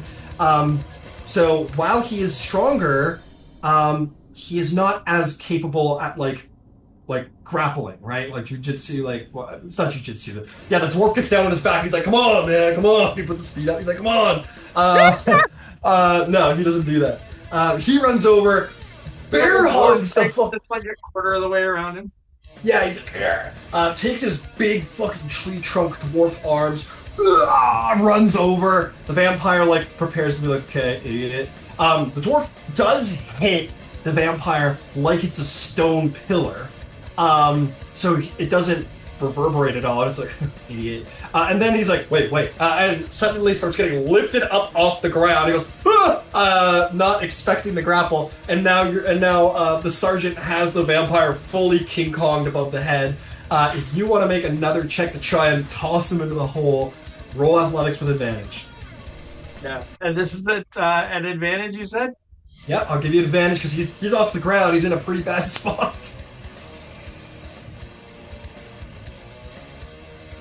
Oh, yeah. Let's say 26. Sergeant Brinehelm barrel rushes the fucking vampire, which is the most mad thing anyone's ever done, is fucking physically rush a vampire. Lifts the vampire into the air because strength doesn't mean anything for mass, and then goes, "No!" and throws him into the hole. The vampire goes, "Ah!" and fully is out of the combat, disappears into the mist below. That is one of 5 vampires defeated. Sergeant Brinehelm is now has wrestled a vampire and won and lived to tell the tale. Is there anything else you want this Batman to do? Dwarven roar, I guess. Hell yeah! He goes, "More, 4 more into 4 Craghammer!" Just absolutely goes fucking nuts. For Westerun! Is there anything else you'd like to do? Still got a little movement left. Maybe some movement, yeah. Where's the next closest person? Well, the Hunter Horik is on death saves next to him. You could stick around for next turn to kind of try and medicine him back to life. Or you could take off to go confront somebody else. It's up to you. Actually, we've just eliminated one. My little short dwarf legs don't move very fast.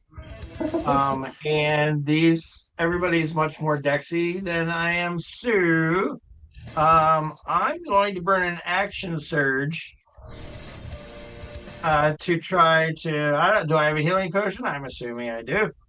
Yeah, sure. Why not? Fuck it. Why not?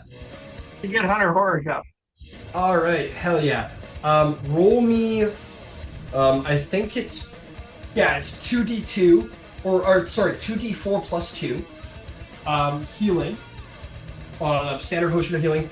I'll say that for everybody. All of Red's Zeds are carrying 1 potion of healing. We'll say. So keep in mind, you got 1 potion of healing in the pump. Max healing, 10 hit points for. Nice. All right, he's back. Goes up you get in dwarvish probably because they're both dwarves. Up you get, lad. And he is back in the fight. Hunter Horik. And that was 10 healing. That's pretty damn good healing. All right, he's back in the fight, baby. Do you want to use the rest of your movement to start making your way somewhere? Yeah, downtown. All right, why don't we send you towards Kiro's bad guy? How's that sound? Yeah. All right. You only spent, I think it was 10 feet, so we'll put you 20 this way.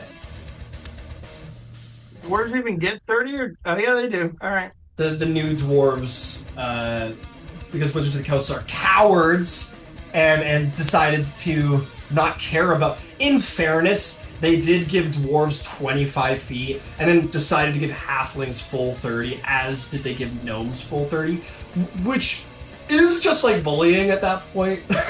So, in fairness, but yeah, we're gonna say he's full of dwarven, stuff, and he runs on over there 20 feet.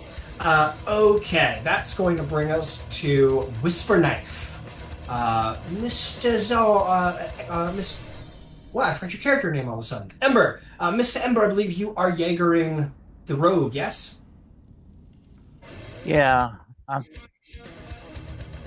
trying to get a. Here, I'll stop moving the camera. Sorry, I get a little excited. So there is that okay.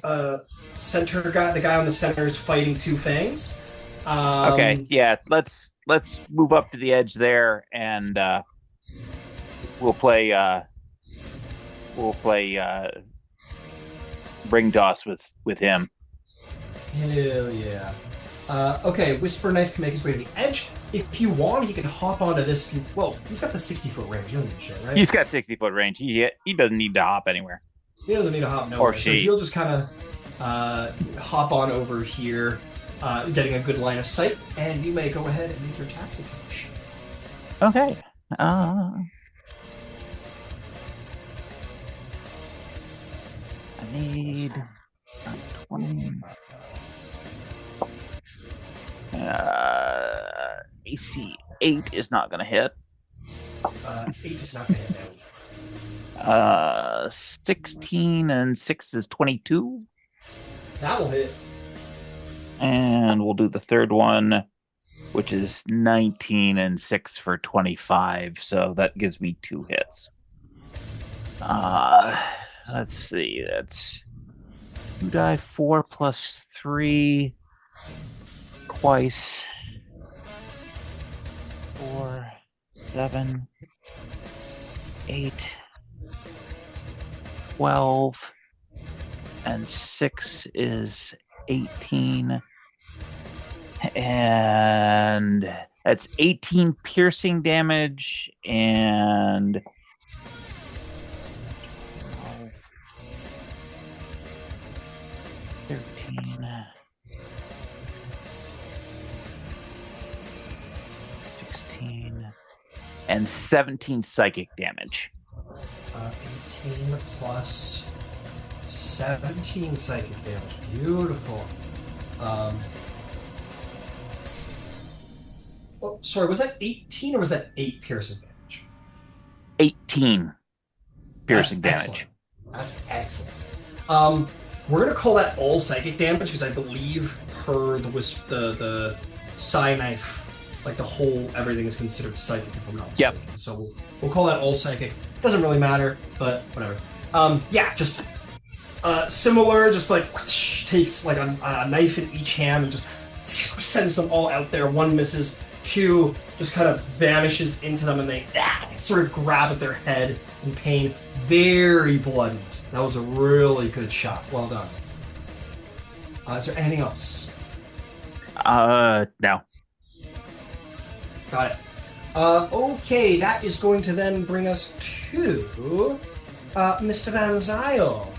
You got a vampire up on the pillar over here. You got the one on the island there who is almost out. What's the plan?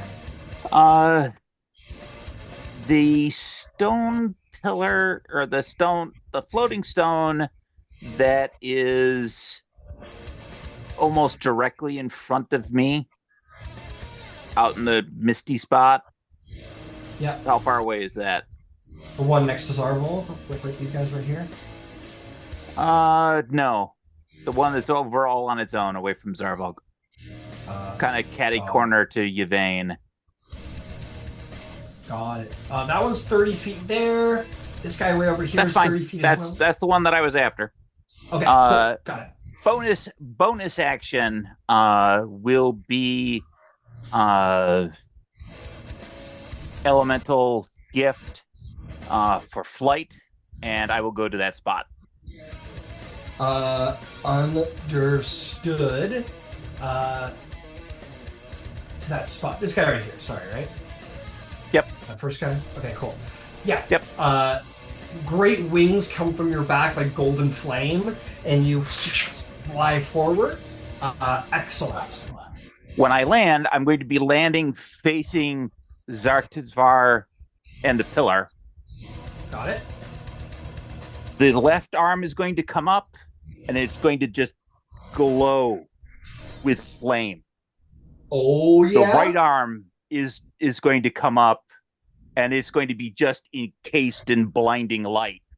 And in pure Constantine, going to slam the two together and call down a flame strike, enveloping that pillar. And that should have enough distance to cook both the vampire up the pillar and Zaktutar both. Fuck yes! Okay, so the 20-foot radius at the base, right? Yep. Easy. And the height And is? 40 feet. Oh, yeah, they're not doing good. Yeah, blinding radiant lights in one hand, bringing together, your sorcery powers and your warlock powers, the fire inside you. You bring them together, Constantine style. A pillar of light shoots down. Go ahead and roll me. Well, actually, I gotta roll dex save, right? Dex save DC 19. All right. I need to roll one too for Cloud Bloom, right? You can position it away from. I'm pretty sure. Or it's 20 feet. Was there a true. friendly in there? There's a friendly in there, but I think you can get Just out. behind it's the If other there's a elemental friendly in there, I'll just make it a careful spell. That's fine. I've got sorcery points for that. You can if you like, but I think you can position it where you're not going to hurt either friendly. Yeah, you'll be fine. Okay, that's fine. It'll be close though, like this part, like right in front of their face. They're like, my eyebrows, no. Fen gets shaved on one side. Okay, dex saves, you say. Ixrattu Khar rolls DC 19. 20 for a billion. No. No? I'm going to silvery barbs that because I got my reaction back. Fair enough. That is going to become. That's still going to become 12. Well, that's going to be 21. That's fair. Can I Yeah, use? try. Yeah, you want to use silver barbs too? I can't use. I don't need to use silvery barbs, but can I use my reaction to make her roll a d6 to take off of that? What are you doing? Whoa. For woe. For whoa, I still have God. 2 left. You just can't keep track of all the features. Is all. No, I it's okay. Yeah, whoa. You're like, whoa, homie. Not so fast, brother. Yeah. Minus D6, they were at I said 21. 21. Minus the D6, that's a full 6, so that becomes a 16. That becomes a fail. It becomes a fail. She will absolutely use a legendary resistance instead. So that's a good thing though. That's one legendary resistance burned. That's great. Yeah, you funnel this at them. You like speak like a word of Evandra, we'll say, for your silvery barbs. Yvain, you're poor. You guys have like a Age of Ultron, like Thor, Tony Stark, and the other guy, Vision, as they all just all at once. She's like, she does manage to barely save though by the pure grace of her vampire constitution. The other guy, there is. What about me? I'm gonna get hurt too. This guy rolls. He's gonna save. Yeah, he rolls like a 21. Well, that's all right. It came out even, which was kind of handy. So it's 17 points radiant and 17 points fire. For a total of 38. So it saved for half. Yeah, so 17 each. Question. Yeah. The big question I always gotta ask, is any of this technically considered sunlight? It just says radiant. Okay, so no sunlight. Yeah. The descriptions tend to be specific about, like, I think ironically the daylight spell used to not be considered sunlight. That is correct. And now it is. So yeah, beam of light and radiance comes down. I will say this, it may have not been sunlight ember, but the radiant flames do seem to have stalled Ixrattu Khar's regeneration abilities, which is still great news. Amazing, super cinematic. Is there anything else? No, that's bonus action move. Ixrattu Khar's like, I knew I was right to try and kill him. All right, fantastic. Perrinbrill with the glaive. Perrinbrill. I mean, this is a little of above table, but she knows it. She has been sent by Alistair to be here, and wouldn't fate have it that she runs into Red Zeds. You guys put a word out to the Blood Hunters, like, "Hey, you want vengeance? Come get it." Alistair deciding he's been gone too long from his responsibilities as director, they had to choose between duty and vengeance, and sent Brill instead. So Perrin Brill is here to exact vengeance on behalf of Alistair. What would she like to do? How close am I? Oh, I can get within melee distance. That's That was not fantastic. intentional, but you certainly can. Perrin Brill, glaive at the side, just charges in like Hawk in the trailer for the second Dragon Age game. I'm glad someone got that reference. Thank you. I actually love that game. Pretty good shit, but I liked it. Anyway, enough about me. All right. Hey, she doesn't have all her hit points. That's right. So I can use the blood frenzy, which I will do, Yep. and that means I believe it means I can attack 3 times. You have advantage on melee rolls? Yeah, I have no, advantage you on have melee rolls. Okay. Yeah, you have advantage on this. You can also use your bonus action to hex her if you want and get extra damage. Oh, let's do that. It's basically like the Warlock Hunter's Mark. Okay, a little hex is on. Was there an ability score that you would like to choose for her to have disadvantage so long as the spell persists? All skill checks in that regard will be at disadvantage, whatever you want. Yeah, let's do Dex. All right, Dex ability checks are not going to go so well going forward. The hex is upon her. She's been cursed, much as a witch or a warlock may. Fight fire with fire, right, Blood Hunter? You charge in. That has been spent. Go ahead and make your 2 attacks at advantage. And he's fighting with a glaive. Yep. So these will be d10s. All right, so that is a 23.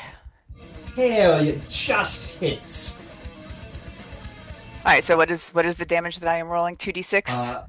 You're gonna roll 2d6, 1 for fire, 1 for the hex damage, which is it's necrotic damage, which sucks. But you know what? She's a super cool blood hunter. She's trained to fight the undead.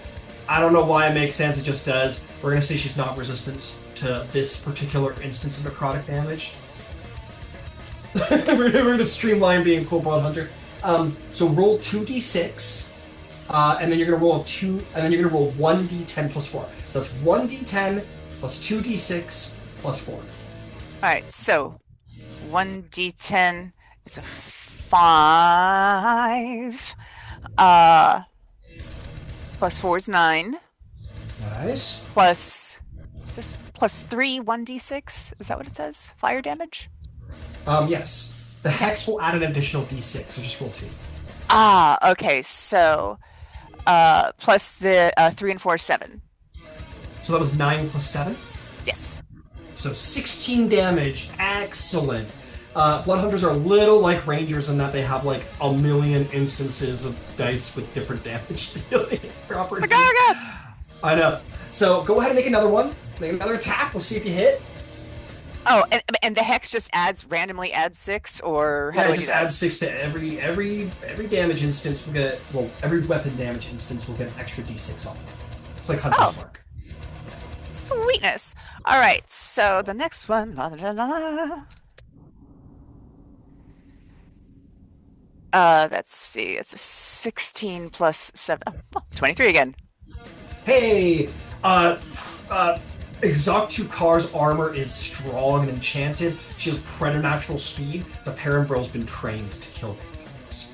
And does hit. So, go ahead. That's a d10 plus 2d6 plus 4. Another 5. Wow, okay. So that is another 5 plus 4 is 9 plus 3. 9 plus 3, alright. That's going to be 12. Another 12 damage. Excellent! Perrinbrill sees Ixrattu Khar, holds the edge of her glaive and runs her hand down the edge of the glaive.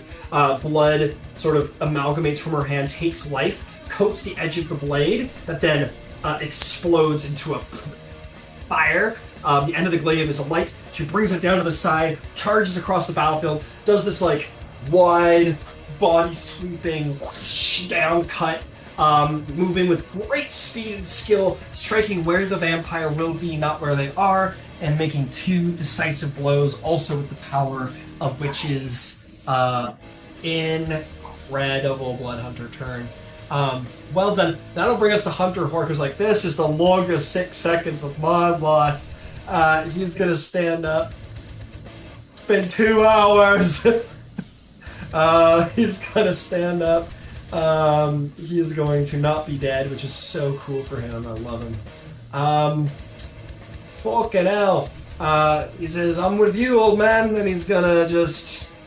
It's a little bit of a lame turn, but shit, there's no one around who needs killing. He goes, where'd the vampire go? The sergeant's like, he's gone. He goes, he went on a trip. And that's accidentally is kind of cool. Our scout captain is going to just dash, I think. He's going to do a little 30-footer back here.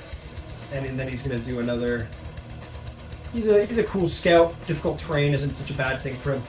He's going to sort of take a position up here, prepare his crossbows, but that is going to be the end of his turn as he takes like a high position to help you up, hero.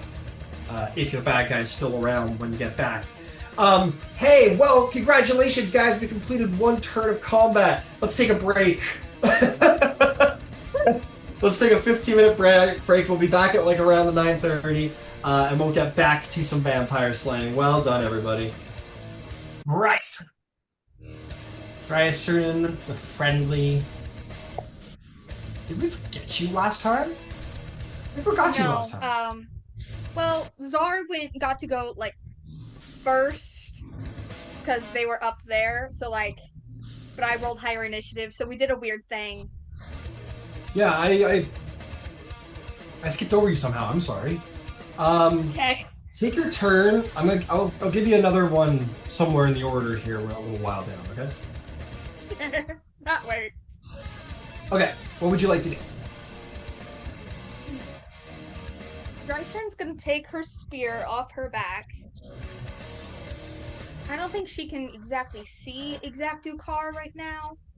Nope, but you're pretty fast, so I bet you can get there. Yeah. She will. But she's gonna hold out her spear in front of her and just yell as loud as she can. Ixrattu Khar, you have made a challenge to a champion of the Stormlord. Now I challenge you back, and I can promise you he will taste your undead flesh this evening by one hand or another. and she's going to slam her spear down and activate her belt. Woo! Very cool. All right. And you're gonna run on over? Yeah. 30 feet. Do you like fist bump the other elemental monk Just on the way over? Yeah. Yeah, you guys don't even know each other. We're just like, game respects game. Incredible. So that's 30 feet. How much speed do you have? 55. 55. You're easily going to get into melee with only 45 feet of speed. Ixrattu Khar was like, honestly, that was pretty cool until you said he's gonna taste my flesh tonight. That part kind of caught me off guard. I don't. But by then you're already like, in there getting them. Taste my flesh. Me specifically, but Cord will. Oh, me specifically. What? He's like, what? You're gonna eat me? This just got weird, guys. This is like a cool. No, you're good. You're good. All right, you run in, attack.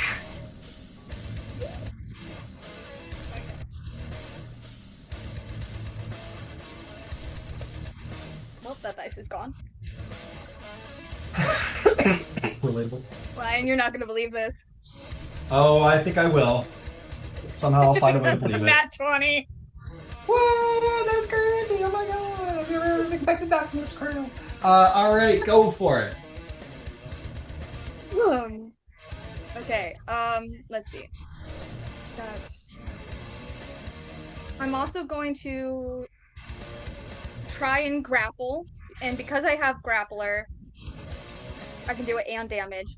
And then I'm going to spend a key point for stunning strike, which is a DC 16 con That's a save. success on the con save. Yeah. Sorry, they rolled a 26. Or she rolled 26. So that's a save on the stunning strike from the 26. Go ahead and roll damage.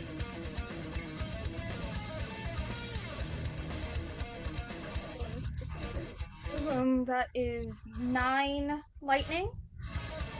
Ouch.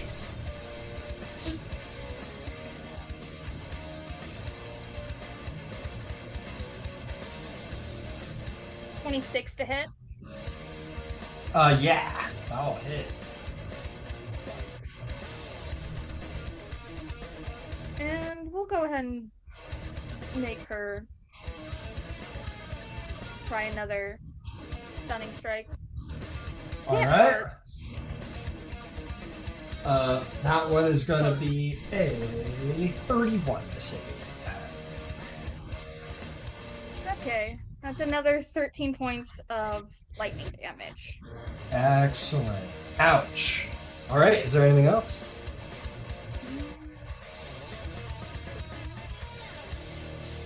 Did she fail the grapple, by the way, on the first one?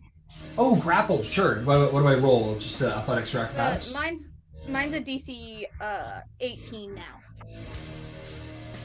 Or not, I guess it's... Because it's a part of my attack. Because I have the grappler feat, so I can attack and attempt to grapple. Got it. She's not succeeding to grapple. Well, yours is... You have a DC to grapple?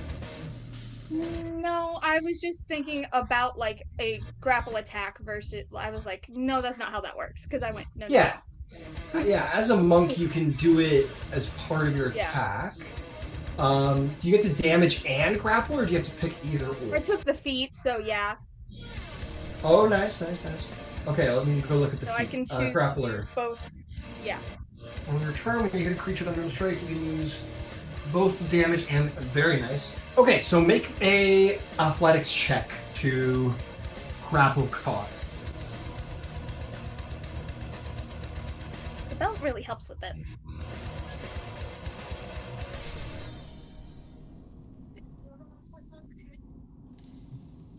$26. Yeah, you're gonna very successfully grapple Khar right on the first one. You run in, sort of do like a Neo, like a reverse Neo, where it's like he punches and then he does like the fucking hand thing. You like punch and then like as they're going back, you quickly like grab their shirt and like bring them into like a jujitsu sort of grapple. So in my world, in my wonderful D&D world, I already allow advantage against grappled targets. So for the grappler feat, I'm going to say she's restrained by me. So she has the restrained condition as well as the grapple condition. Excellent. And then your other 2 attacks went off fine, I think. So those are already accounted for. Is there anything else you'd like to do?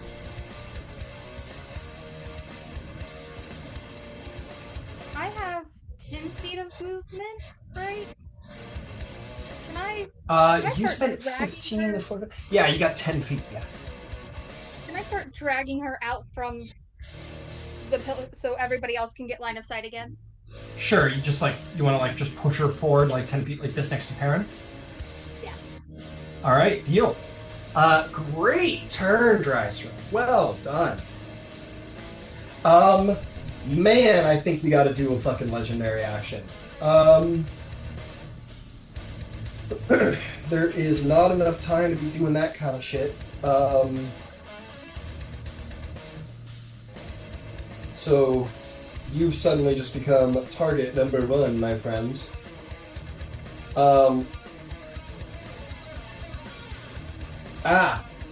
Yes, that is what we're gonna do. You grappled her, pushing her forward, and she's bleeding, and she kind of looks at you and goes, just you think you're the only one who can do that. And she's going to bring back a hand, which is black, sharp taloned fingernails, vampiric fingernails, and she is going to do a grave strike on you. Does a 19 thing. 19 is my armor class. So just What barely kind of- managed. Sorry? I still have my reaction. So is it bludgeoning, piercing, or slashing? Because if so, there is bludgeoning involved, yes. then I can spend my reaction to counter. What is it called? What is it called? What's the move? It's a thing. Deflect attack. Okay, yeah. You'd spend the focus to try and redirect it, for sure. Hell yeah. I'll roll damage, and you roll whatever you're mitigating, absolutely.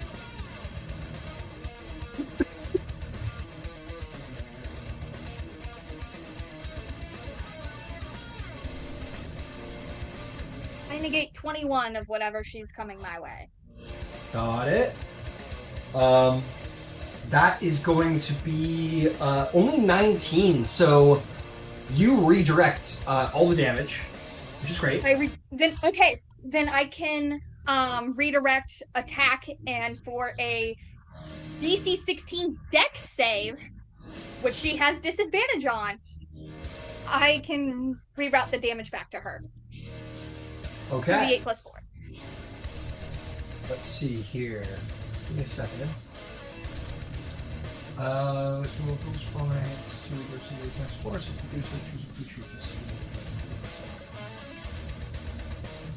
Yeah, you can hit her with it. Fantastic.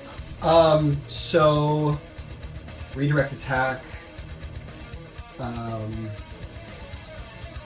So she needs to make a dex save, right? Mm-hmm.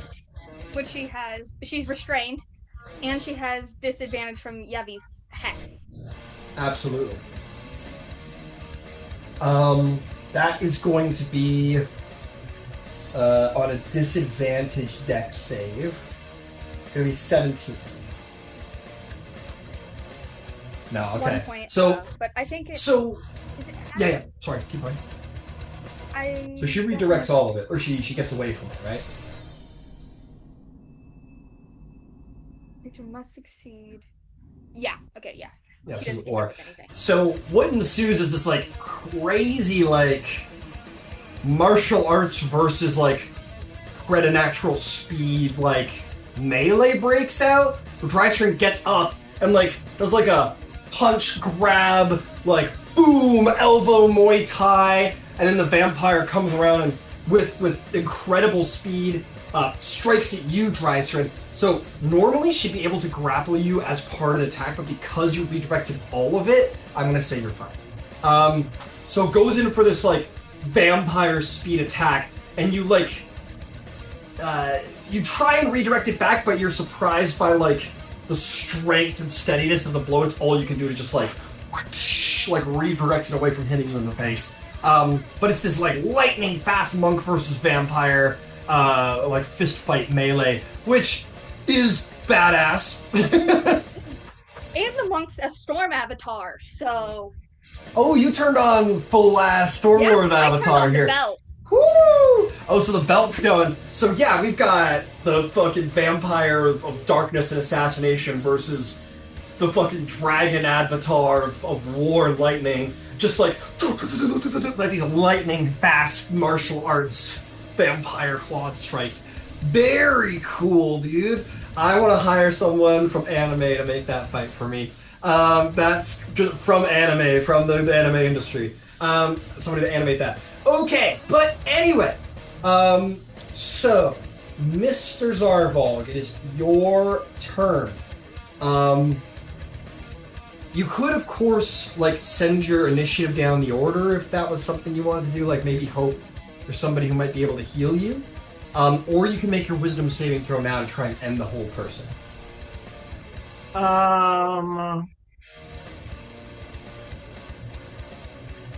At the end of my turn, if I end the whole person? Yeah.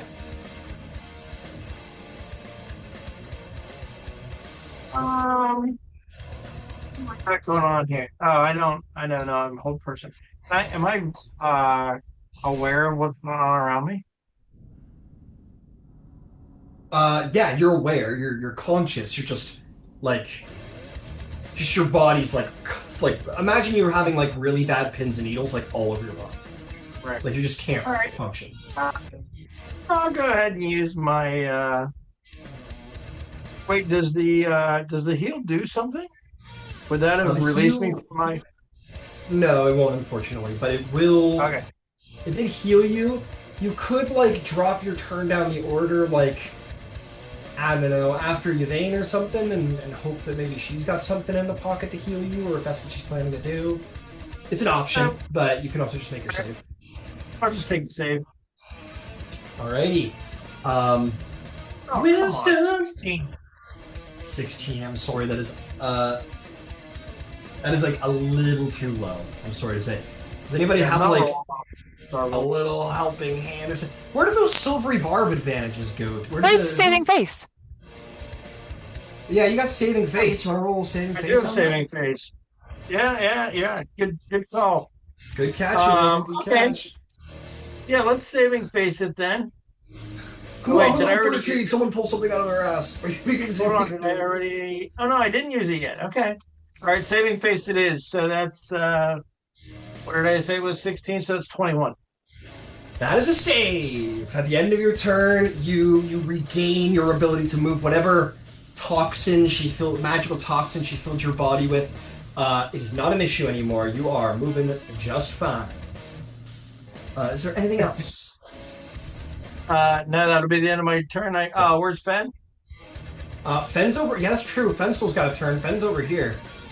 Yeah, let's get him some attacks. You want her to bite that vampire in the ass? Yeah, bite that vampire in the ass. Ew, yeah. All right, Fen's got a flank. While fucking lightning kung fu is happening, while Ixrattu Khar is focused and not start looking, Fen comes charging in from behind. Go ahead, make some attacks. Does she have a yeah, she's a tiefling with a tail, right? Yeah, she's got a tail. You want her to bite the tail? Bite the tail, yeah. Hell yeah, let's do it. All right. That's funny. That is going to be a dirty 23 with a bite. Hell yeah, Ben hits. Wait, is she grappled or something right now? Restrained, right? She's grappled and restrained, yes. But you already have advantage. Yeah. Oh yeah, you've got advantage for sure, absolutely. Wait, go for the crit fish. That's all right. I was crit fishing, but I didn't get it. All right. Yeah. All right. So let's see.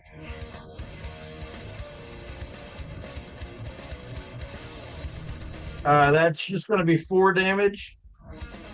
4 damage, understood. Yep, 4 damage for Fen. Beautiful. Is there anything else? And we haven't put his new armor on yet, right? That's right. I want to tell you what.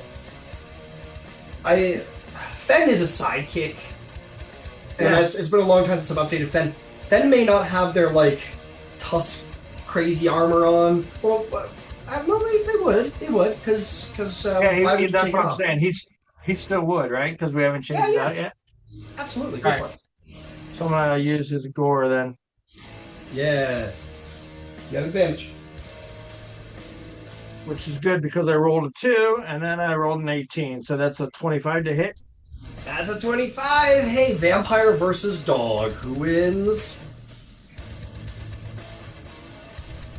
The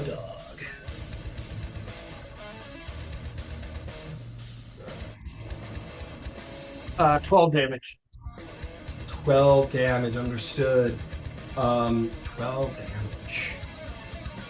Ixrattu Khar is looking miserable. Is there anything else for Fen? No, that's it for Zarvog's whole time. The regeneration is gone. Ixrattu Khar is looking, as you're fighting Dryster and just like pile driving through Ixrattu Khar, like literally, like I have to imagine, like with your great strength, like ran in like a fucking train, grabbed Ixrattu, like punched Ixrattu Khar, got him by the shirt, like literally like having them like up off the ground as you're running, just punching them like a train. Ixrattu Khar like up in the air, misses that one attack. It's their turn again. She's in a bit of trouble, so we gotta make things happen now and not later. We're gonna, first off, I'm gonna see if we get the charm back. Nope, no charm. So no action here. We're gonna save that for later, but it's probably what the move is. Because we can't go in and out. Alright. Ixrattu Khar is going to try again. Is going to try and fucking bop you in the face, if she can, with a clawed hand. Disadvantage. You avoid in that 20 because you got her grappled, which is always great news. That is going to be a 23 to hit. You've spent your reaction, unfortunately. So, in this instance, she drives her claw, like, into your shoulder and grabs you, like, by the flesh, like a barbed arrow. Like 5 barbed arrows going into your shoulder and grabs onto you. You feel, like, the essence of her, like, necromantic, vampiric, like, essence going from inside of her nails, like, into your body as if her very presence is poison. You are going to take 10, we're going to call that piercing damage, just for flavor. You're also going to take 6 necrotic damage, and you now have the grappled condition. So you can't move anymore either. So the two of you are just in this, like, she finally like, gets a hand on you, gets her feet on the ground, and you guys are just like having this like fucking two like this crazy like strength battle. As she's got you there, she's gonna use your strength of force, like pushing against you, and she like loosens her arm and is gonna bite down on you. Make me a Constitution saving throw.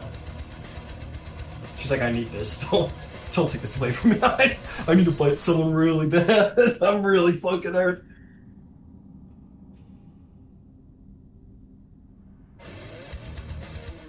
What'd you get on the con save? 24. Woo! Bites down, and what she finds is your, not your neck, but your forearm that just manages to get up in time. Her teeth do sink into your arm, but hit the bone. So they only go in maybe like a quarter inch, and then you feel those teeth like inside your bone, and she's basically tasting your bone marrow. And she like pulls her teeth back in anger and dissatisfaction. As you block her, And then she's going to shove Condemner into your belly and shoot. Disadvantage, that's going to be a 23 to hit. Sorry, 28 to hit. What was that? Ryan, stop it. Stop Ryan, it? stop No. I will not. She is going to utilize... so as she shoots you, she is going to fill you with a necrotic poison that is akin to the Blight, as part of the Condemner's... one of Condemner's more powerful abilities. So here comes the damage. It's a bunch. Piercing's reduced, or not piercing, poison's reduced though. Poison is reduced. So you're gonna take...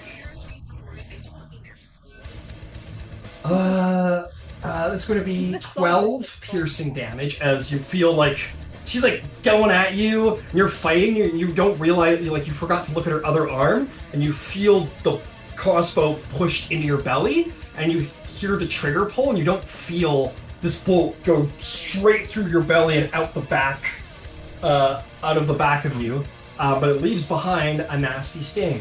Poison is going to be 8 poison damage reduced. That is reduced. Now for the big stuff. I need a con save, please.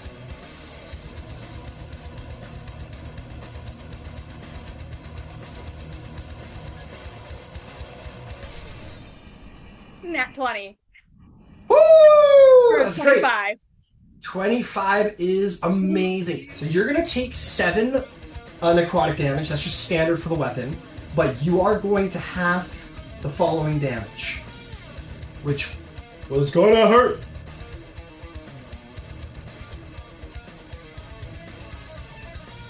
You take 29 and turn it into 14 necrotic damage.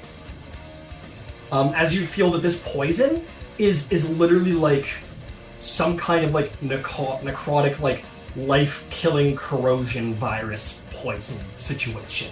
And you literally feel it like eating through your guts and inside and blood vessels. But as a monk, even in this moment of fury, you steady yourself enough and your body is able to fight off the poison because, man, you got them key points, dude. You're good.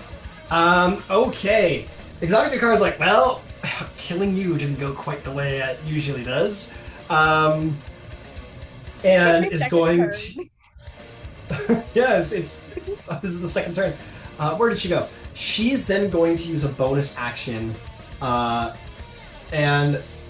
your hand starts to go through her, and she's still there partially, but her body is largely turned into mist as she flies up and out of your grip, letting go of you, but you forced to let go of her as she turns into a cloud of mist and kind of cackles as she begins to sort of fade away from you.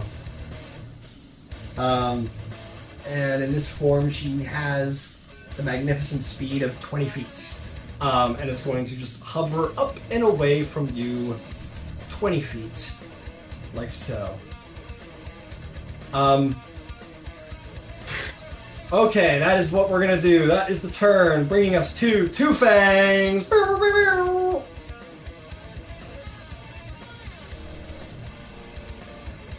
We're gonna try to kill this one vampire. We're gonna try. Hell yeah, go for it. You wanna take a little bite? A little Oh yeah. taste? Oh yes. Con save first, because like insta death would be so fun.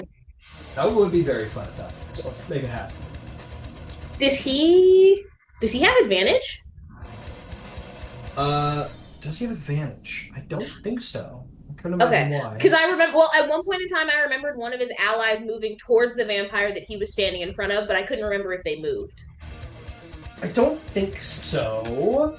If you wanted advantage, you could spend your second attack to grapple, and then bite.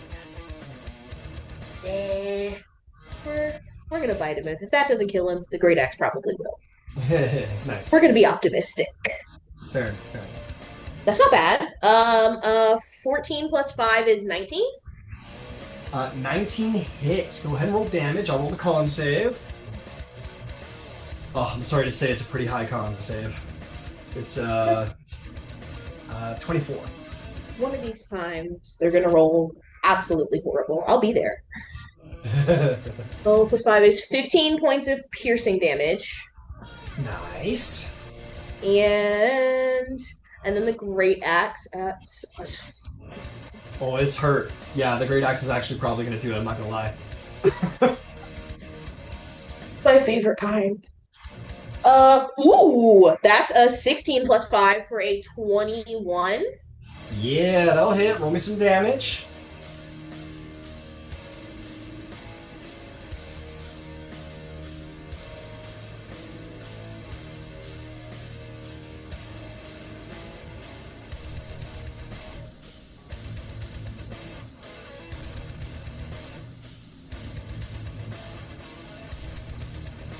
$25 points of slashing damage.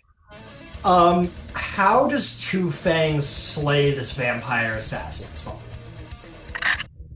I think because he's in his hybrid form, right? Yeah, he's like fully werewolfed out. Absolutely. I think he cleaves him in half. But like from shoulder, like from going from shoulder across, because we'll let you keep your head. And I think he lets out because he's a werewolf. I think he lets out a howl. Hell yeah.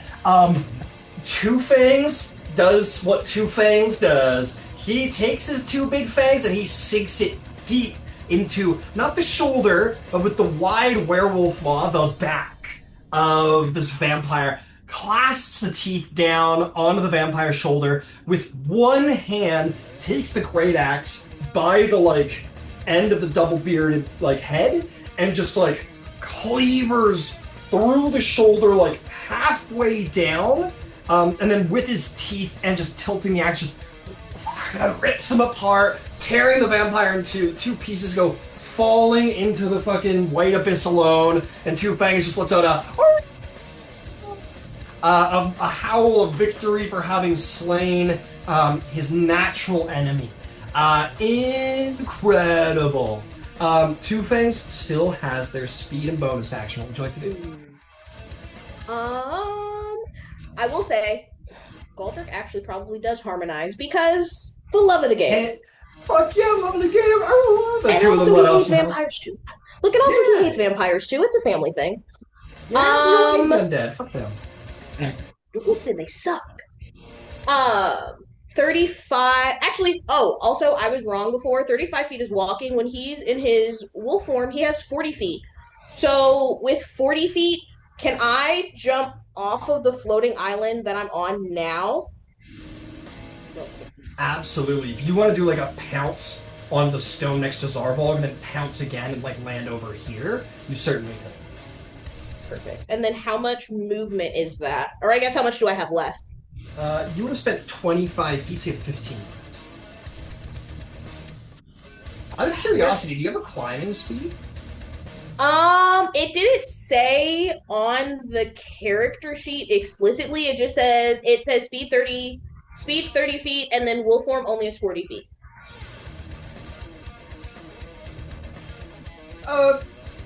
For drama, let's say he does. Fuck it. I don't know. Let's I like it. Rule of cool it. There's this vampire who's up this fucking wall. If you want to just start like black bear up the side of the tree, incredible. Lands over there. This last 15 feet just starts climbing up the wall, snarling like a fucking bear. Just starts racing up the side of the wall towards the vampires. Coming towards him, and he goes, "Oh, fuck." And the vampire's not pleased about that, to be very clear. It's not a good day. No, it's not. Yeah, the vampire's gonna turn around, is just gonna like throw some fucking daggers down at the goddamn werewolf. Fuck that. He's like, fuck this shit. He's gonna throw two down at the werewolf. First one is going to be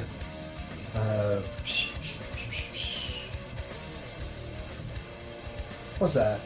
My brain's not working. 14, which I don't miss. The first one misses.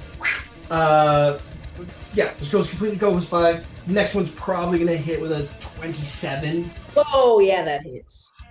Yeah, that's gonna be a bunch. Okay, what are we doing here? We got big fat D6s. There's my bunch of D6s. Werewolf's going to take, could have been worse. That's going to be 23 points of necrotic damage. Okay. And then I think we got to go help out Khar, man. We got to go help out the boss. I think this guy is going to like run around the side of the pillar, shadow step, land behind you, Drycerin, and take an advantage attack against you with their last strike.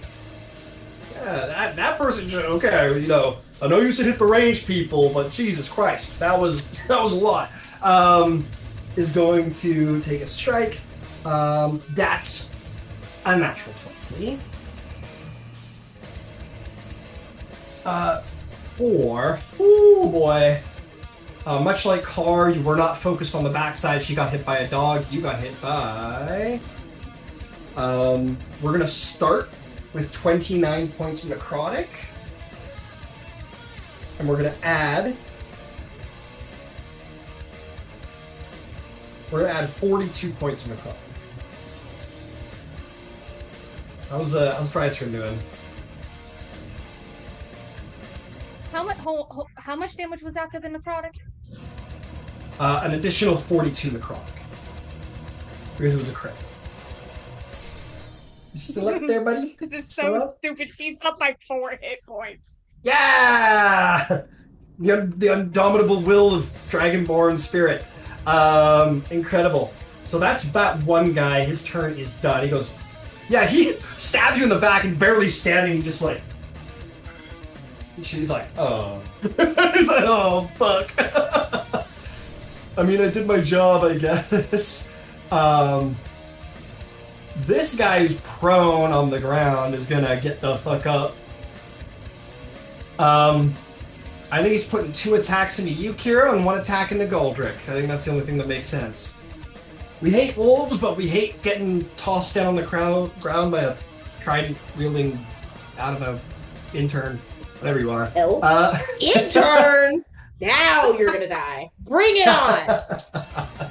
I knew that would stir the pot. Okay, here's the first one. This is for you. This is only a 12. Yes. Hey, this one's for Goldrick. That's gonna be 28. Yeah, that hits. And then I think Ixrattu Khar needs a lot of help. Like psychologically as well. That's gonna be... It's gonna shadow step over to here and take a shot at you, Yvain. I've changed my mind. So Goldrick's gonna get hit. Yvain, this is for you. That is a 27, is it? Okay. Kira, I'm gonna do your... Or, sorry, this is for Goldrick. So Goldrick is gonna take... Can I use my reaction to grant him resistance? Sure, yeah, that's something you can do, absolutely. So 38, that was a rough amount of damage, turns into 19 points of damage. Awesome. Last attack was for you, Yvain. Let's see if it's your lucky day or not. That's going to be 32 points of necrotic damage. Okay. Whew. I think, do I have anybody left? Yvain's down. Oh no, Yvain falls to the ground and is unconscious on the center tile there. Am I missing any bad guys? Am I missing any bad? No, Ixrattu Khar came with 4 and 2 are down. That's it. That's all my shadowy boys. I will say this vampire is gonna like take a little step over here and kind of lord over the defeat of Yvain's body and maybe look like he's gonna try and make a shadow spawn, perhaps. Who knows? Anyway, that brings us to Kiro's turn. Kiro, you done just got called an intern. What do you do? Can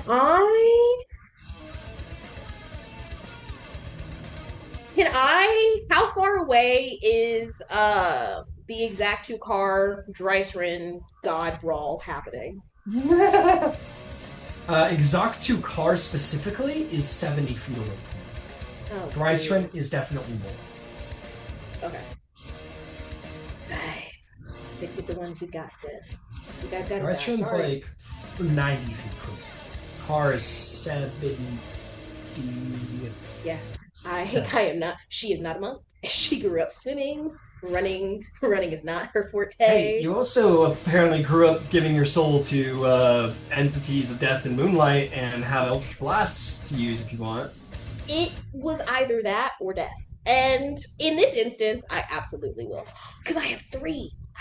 You do have 3. She is a Can little I- hard to see right now, but if you want to run right, you might be able to get a good sight.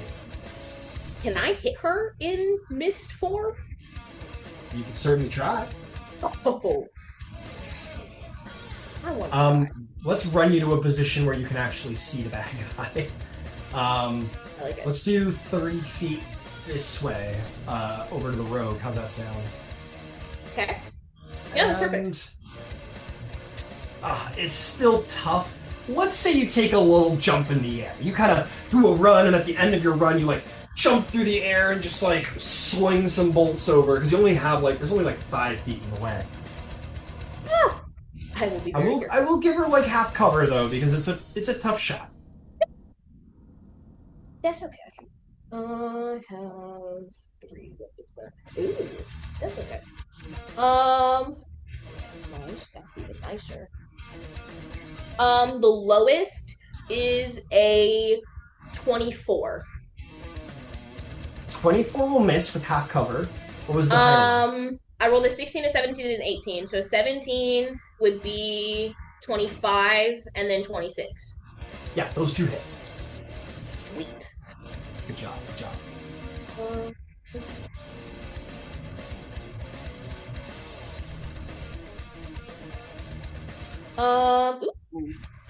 19 plus 4 is 23. Oh no, just the 2. It's 19 points of ordinarily. It would be force damage.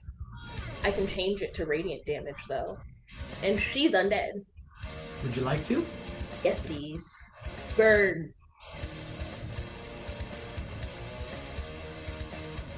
How would you like to slay Ixrattu Khar? I didn't think it'd be me. I mean, sure. Goldrick is your technical patron, whatever, but it is the Raven Queen, the goddess of death, and she who insists the undead are an abomination on the land. She behind it all. You race through, everyone having fought their asses off.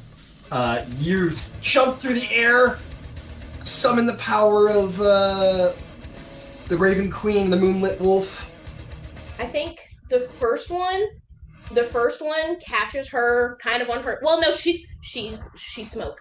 I think the first one is if she's floating up, is kind of aimed above her to keep her from going down, and then the moment that she stops, straight towards the middle. Because I hate undead things. I hate undead things, and I work for a lady that hates undead things.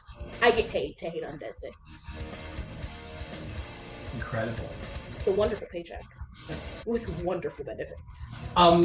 Your bolts sort of shine with radiant moonlight, and you fire them forth. One hits the side of the island. The other 2 mostly actually pass through her.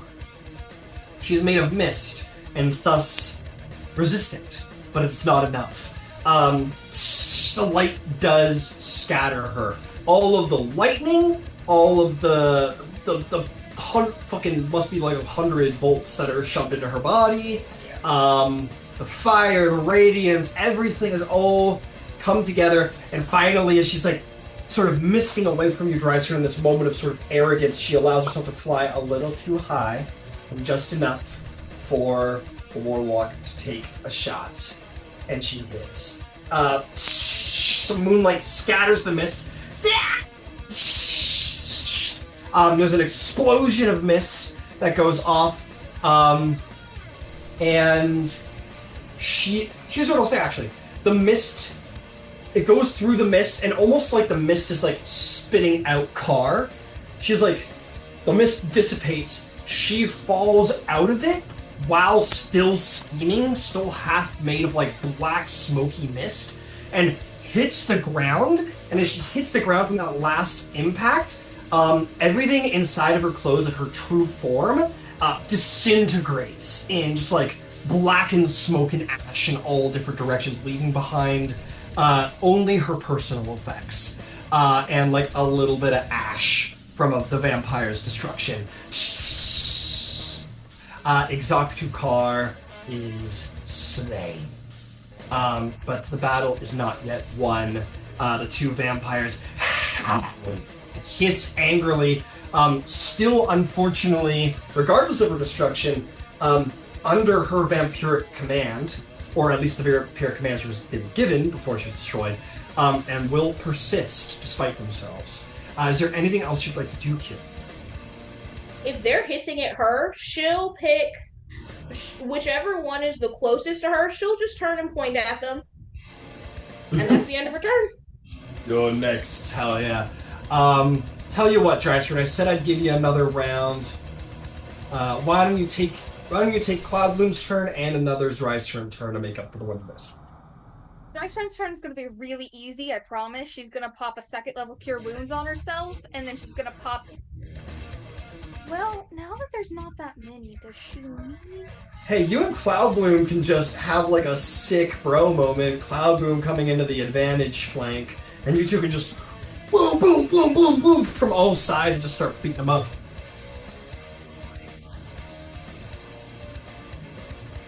Yeah.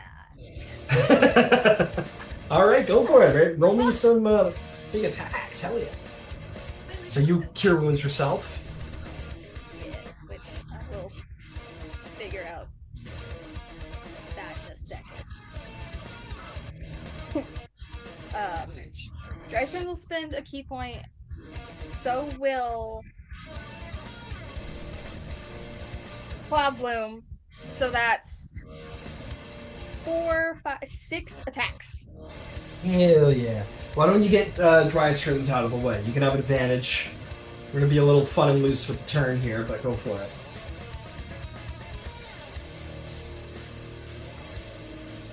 Uh, 25. 25 will hit. Wonderful.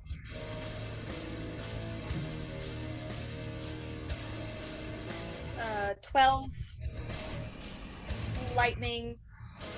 It would be technically piercing because she's using her spear, but she is a storm avatar, so. Hell yeah. Alright, 12. Beautiful. 28. 28 will hit.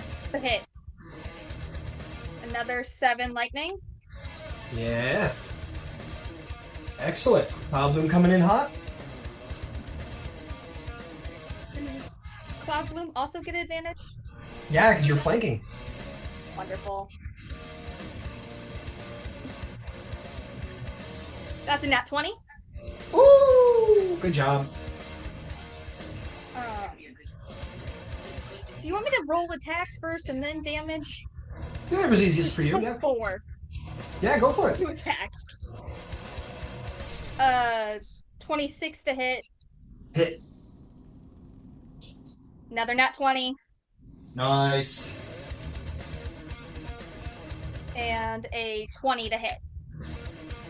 Hell yeah, those are all hits. 2 nat 20s, 2 hits. That's beautiful. 2 nat 20s. And she does d10s. Yeah, hey, if that's what the sheet says. Yeah, 1d10 plus 5. Beautiful, go for it.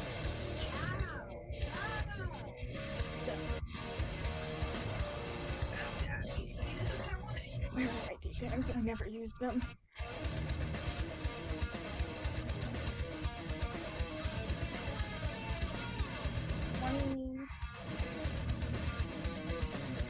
Automatically.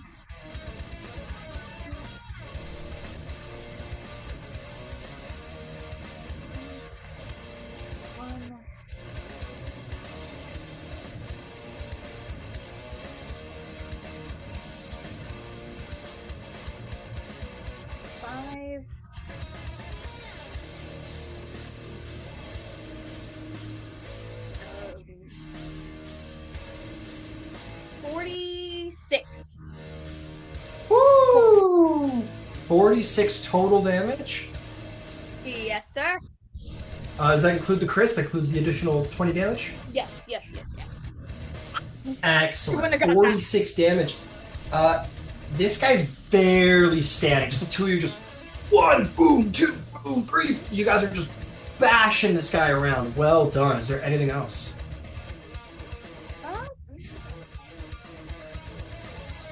No. Fair enough. Okay, Yvain, I need a private death save. Please and thank you.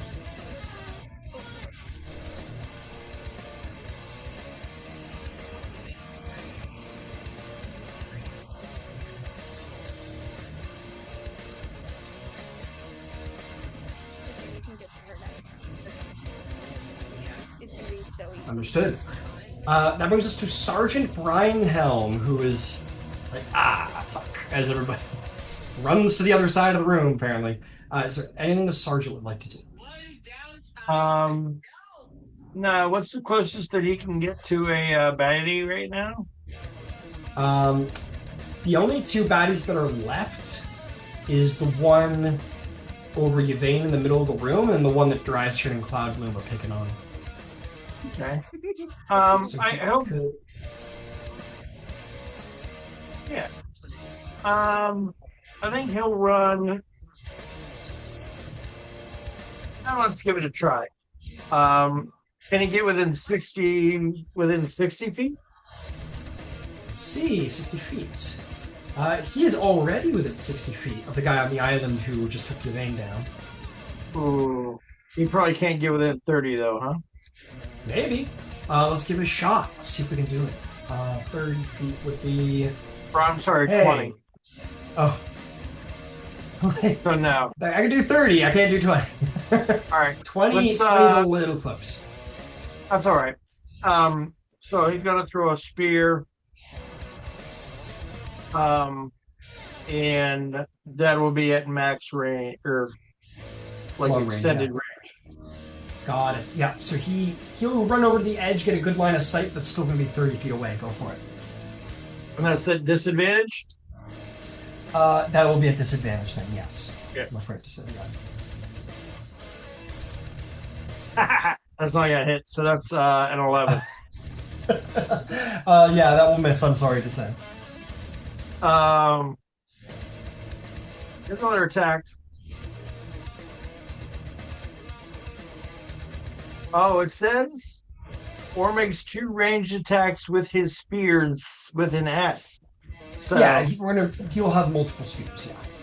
Alright. Try that again. That is a 10 to hit. Alright. So he does not hit. He just starts chucking spears and misses. Yeah, fuck you, fucking Rug, come over here. It's a grumpy old dwarf starts. Get your ass over here, boy. I'll spank you. You don't come over here because you know I'll spank you. Some shit like that. Alright, that is going to bring us to Whisper Knife. Alright. Oh. He's a pretty dexy fella. If you want him to kind of try and do some... Yeah, I'd say he's got what I'm cutting thinking. action if you want him to dash. Yeah, I think Parkour. that's what we'll do is we'll burn the bonus action for cunning and parkour ourselves to the center there. Hell yeah, let's do some hardcore parkour. These are some pretty hefty jumps, and I don't believe he's a terribly strong individual. So why don't I ask for let me ask for an acrobatics check for hardcore parkour. 14 and 6 for a dirty 20. That will definitely be enough. He steps back a spot, runs over, definitely only gets into the hang, but you see it's parkour, guys. He kicks off really hard, gets on top, runs, and does a 1-2 jump, and suddenly he is come on. He's so good that he's flying around. No, I'm kidding. He fully dies, but don't worry, he rolled a 20, he's gonna come back to life. Wherever I lost him to, hang on. I've fallen, hang on. That's not what the dice say, bring me back. Alright, there we go. Yeah, he lands there. he could take shots from there, but if you want, you can take the 30 dash and get right up in there if you want. Yeah. All right. He runs in, dives over Yvain as this guy comes in to kill her. Dives over Yvain with a shadow, with a psychic blade. Go for it.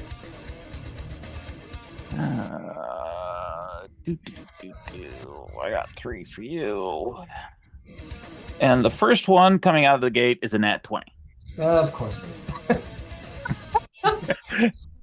How many nat ones have you guys rolled today? 9 plus 6 is 15. I'm betting 15 doesn't hit. 15 will miss. 15 will miss. But, and 15 and 6 is 21? 21 will hit, yeah. So 2 hits, okay. One's a nat 1. So we'll do the nat 20 first, because that's the fun one. Yeah. 4 and 4 is 8. Plus 3 is 11. So that's 8 and 8 is 16 and 3 is 19. 5, 6, 7, 19 and 7 is 26. 26 and 18 44 is 44 damage on the crit. All psychic. Oh, fuck. Just sees this guy take Yvain down, and he's like, he's got the mouth slightly open, like the thirst, the hunger. This guy just, I mean, who said a rogue couldn't be a fucking hero, dude? This guy charges across the battlefield, just 1, 2, and before the guy can come down, dives over Yvain and just plants a psychic knife right in the guy's forehead, and he just, he literally just goes brain dead and just falls backward off the side of the island dead. Join your friend. Bye-bye. That'll do. I guess so. I suppose it will. You have 60 feet on that guy, right? Yeah. You want to try and take down the last one? Yeah, I got. No, that was all 3. That was all 3. What? Oh, you added all the damage together. Yeah. In that one instance? Okay, got it. I thought that was just the crit. I was like, God damn. Okay, understood. Then, Ember, would you like to take down the last vampire? Ember's actually gonna just fly over to Yvain. Oh, very good. Yeah, right. Sorry. And Forgot about that. Sorry. Hold on. Yeah, 5 feet. 28 points, Yvain. Woo! Very nice. Excuse me. No sleeping on the job. Get up. Ma'am. Excuse me, ma'am. Lingering injury or exhaustion, Yvain?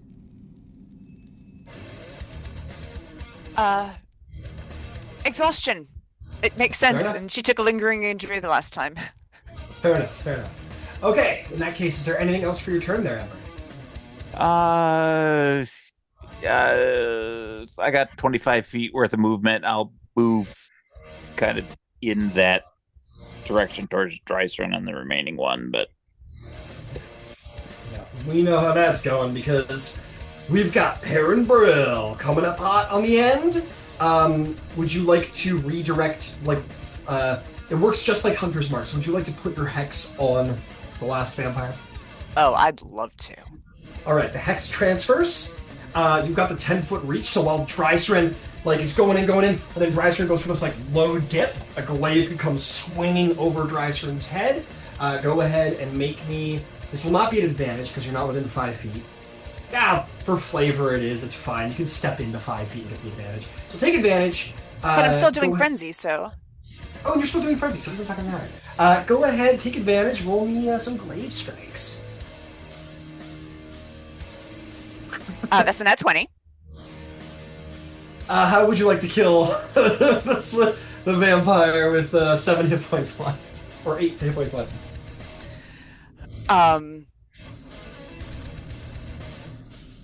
spins the glaive around and says,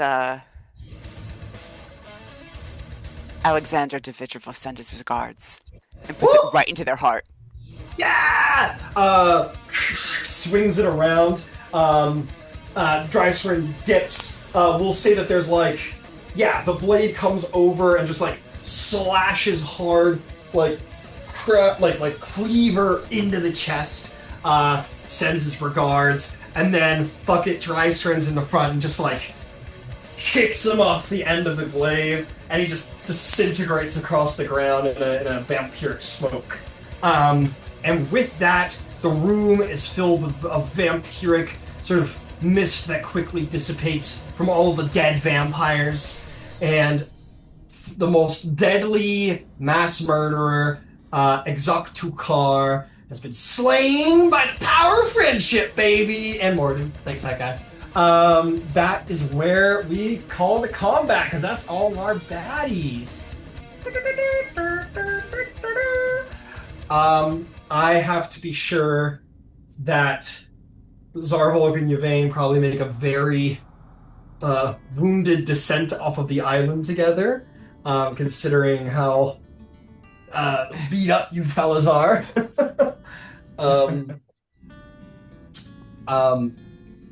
Yeah, you probably, get off of there. Ironically, it's Zarvolg who's taken less damage, who single-handedly dueled Ixrattu Khar, and somehow is not as hurt as Yvain. Maybe you, very, very, very manly, scoop Yvain up, and make a bound back to the main island, maybe a little off balance from all the damage. But yeah, you guys get off with it. There's no way. There's no way. Oh, Yvain picks him up. He's like, there's no way he'd carry her tenderly. He'd totally throw her over. Oh, that's his true. shoulder. Let me not speak for you. That's right. Yeah, maybe like Yvain's well, gets thrown over the back. Right, like in the old take the bar wench up to the room type of thing. Yeah. It's first over the shoulder. Yeah, Yvain's got the Just Your Labor syndrome over Ford. It's imagining Zarvolg 3 times as muscular and has the goatee, and you're like, wow, my hero, and then the fantasy's gone as you just get fucking thrown over the back, and Zarvolg makes some very precise ranger jumps, and is just he's like, what's your problem, man? I'm just being I'm just doing what's supposed to. It's not easy to make these jumps. And you guys get off of the little island there just fine. I think what happens then is the members of Red Zeds come forward. You see Two Fangs climbs down up the wall, and all of the bones horribly start rolling around his body and cracking back down into human form. His clothes partially a little ripped from the expansion. You see Whisper Knife take off his skull mask and hang it at his hip. The sergeant comes on over. Cloud Bloom, she comes forward, sort of chilling out the elemental attunement across her form. And Perrin Brill sort of does a samurai slick the blade, the blood off the end of the blade, ending the fire there. And I think everyone, save the sergeant, sort of comes forward, and I think they bend the knee to you, Zarvolg. You see the 4 of them sort of bend the knee. Two Fangs is like, it's good to have you back from the dead, boss.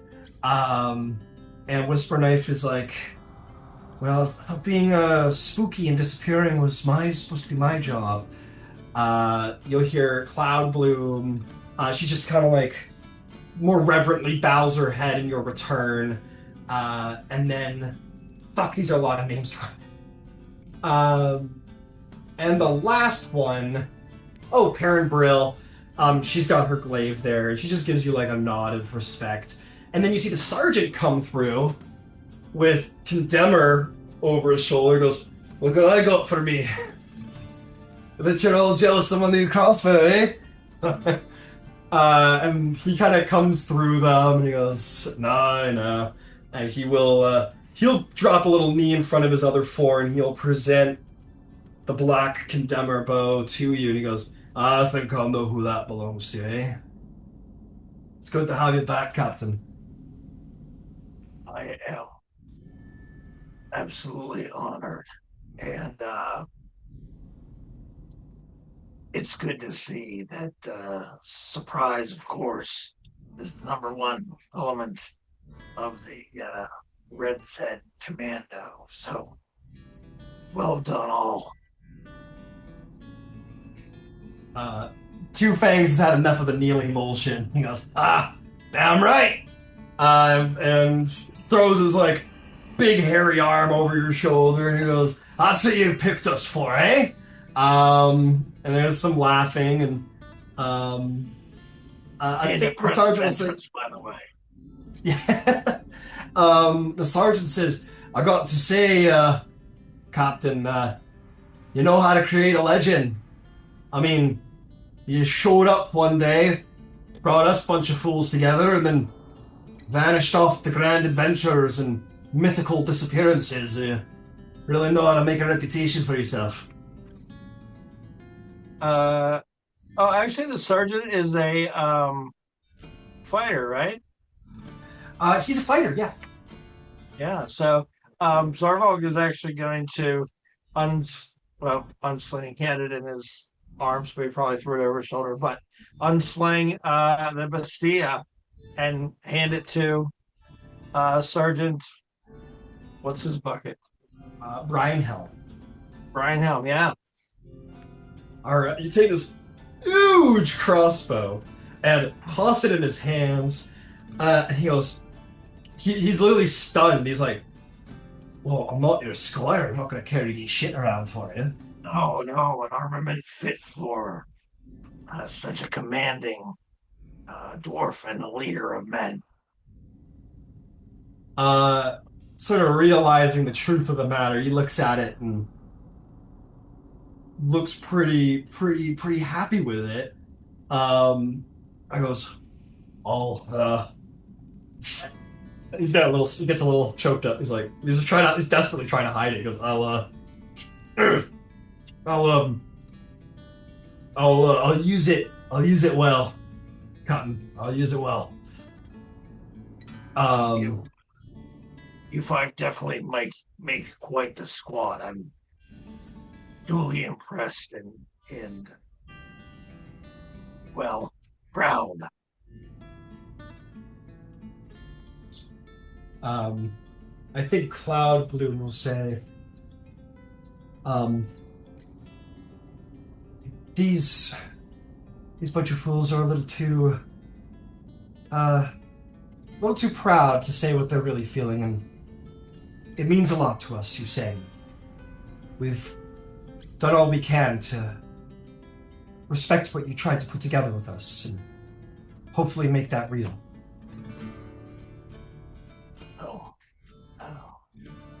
Let's all take our rest, but after that, I believe we're our concordant. We'll have to return at least briefly to Iman. I do know that they are in desperate need of assistance in Westrun. If Red Zeds could make their way to Westrun to assist with the defense there.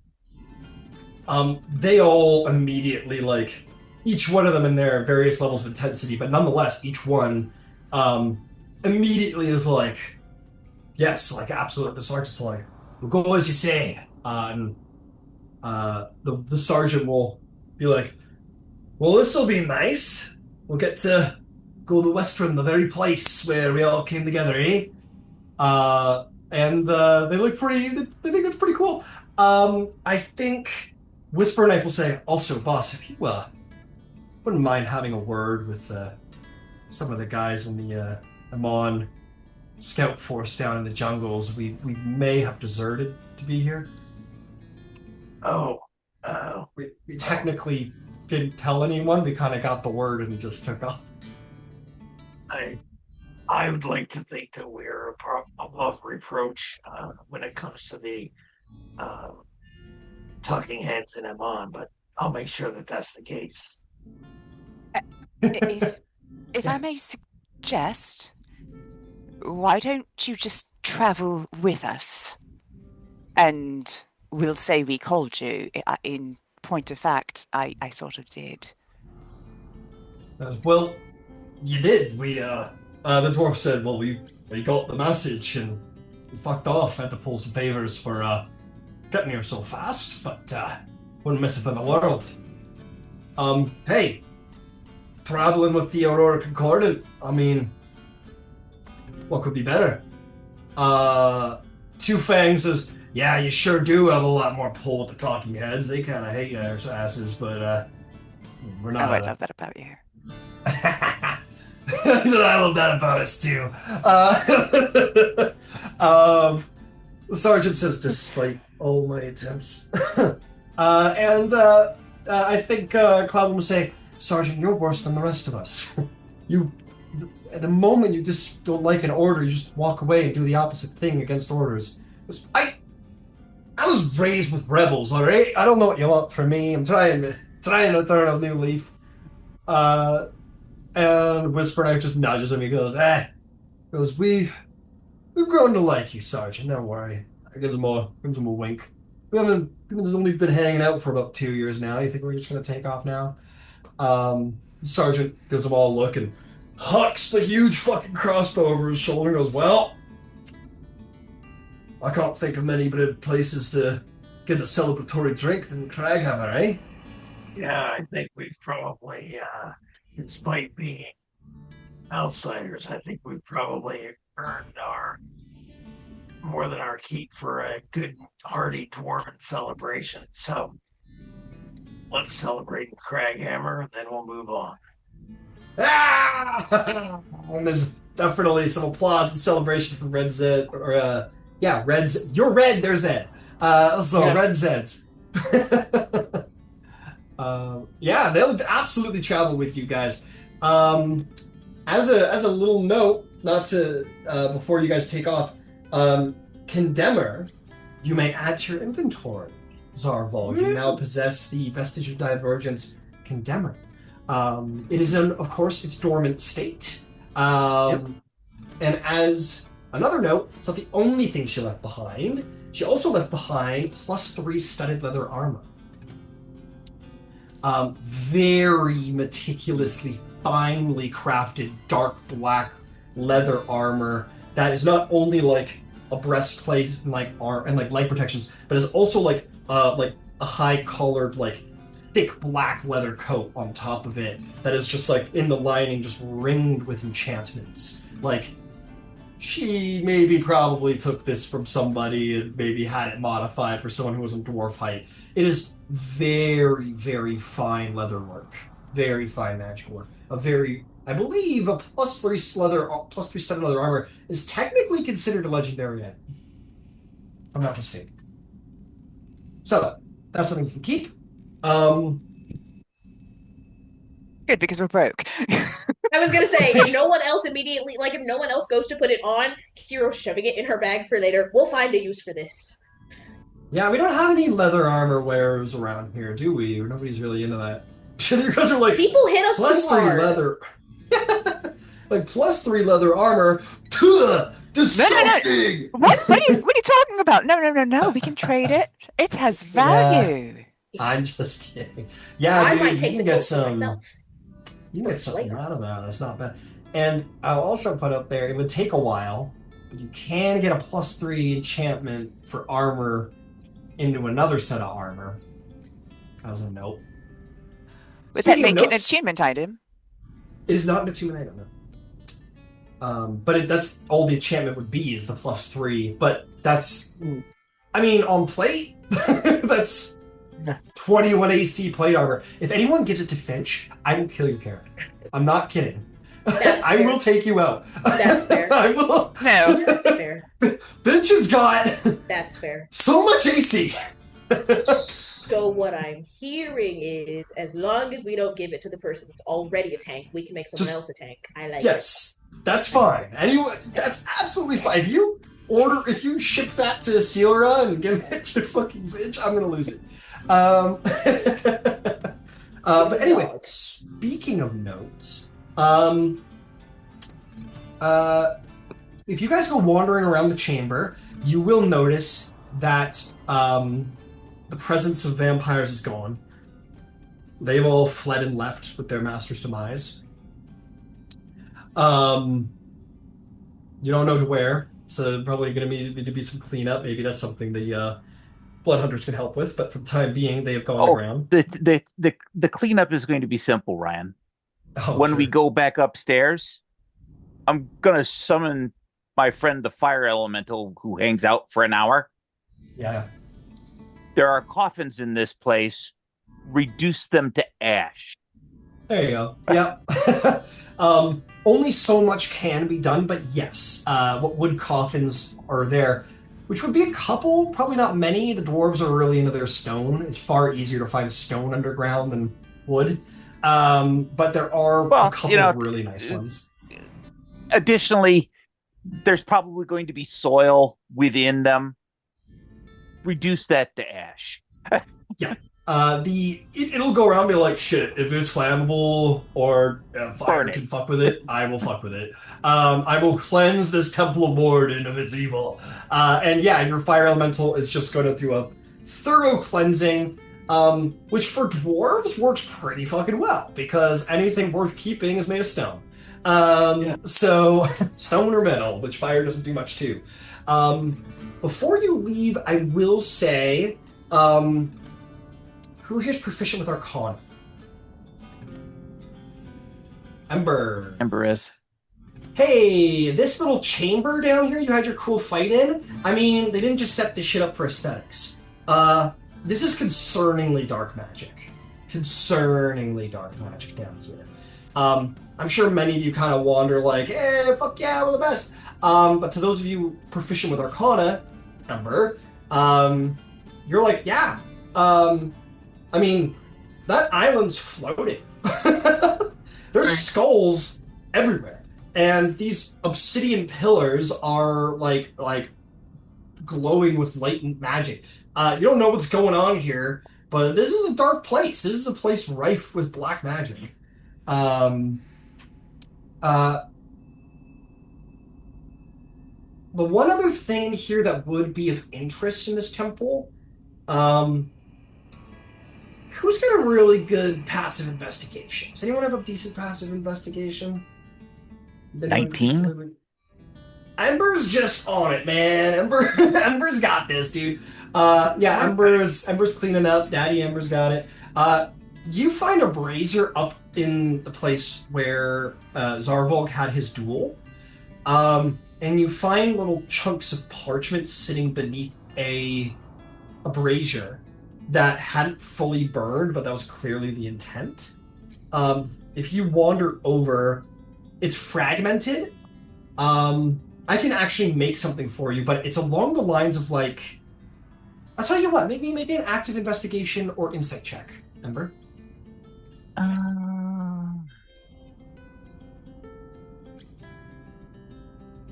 Oh, 13. Because I rolled 13? for crap. It's gonna take a minute.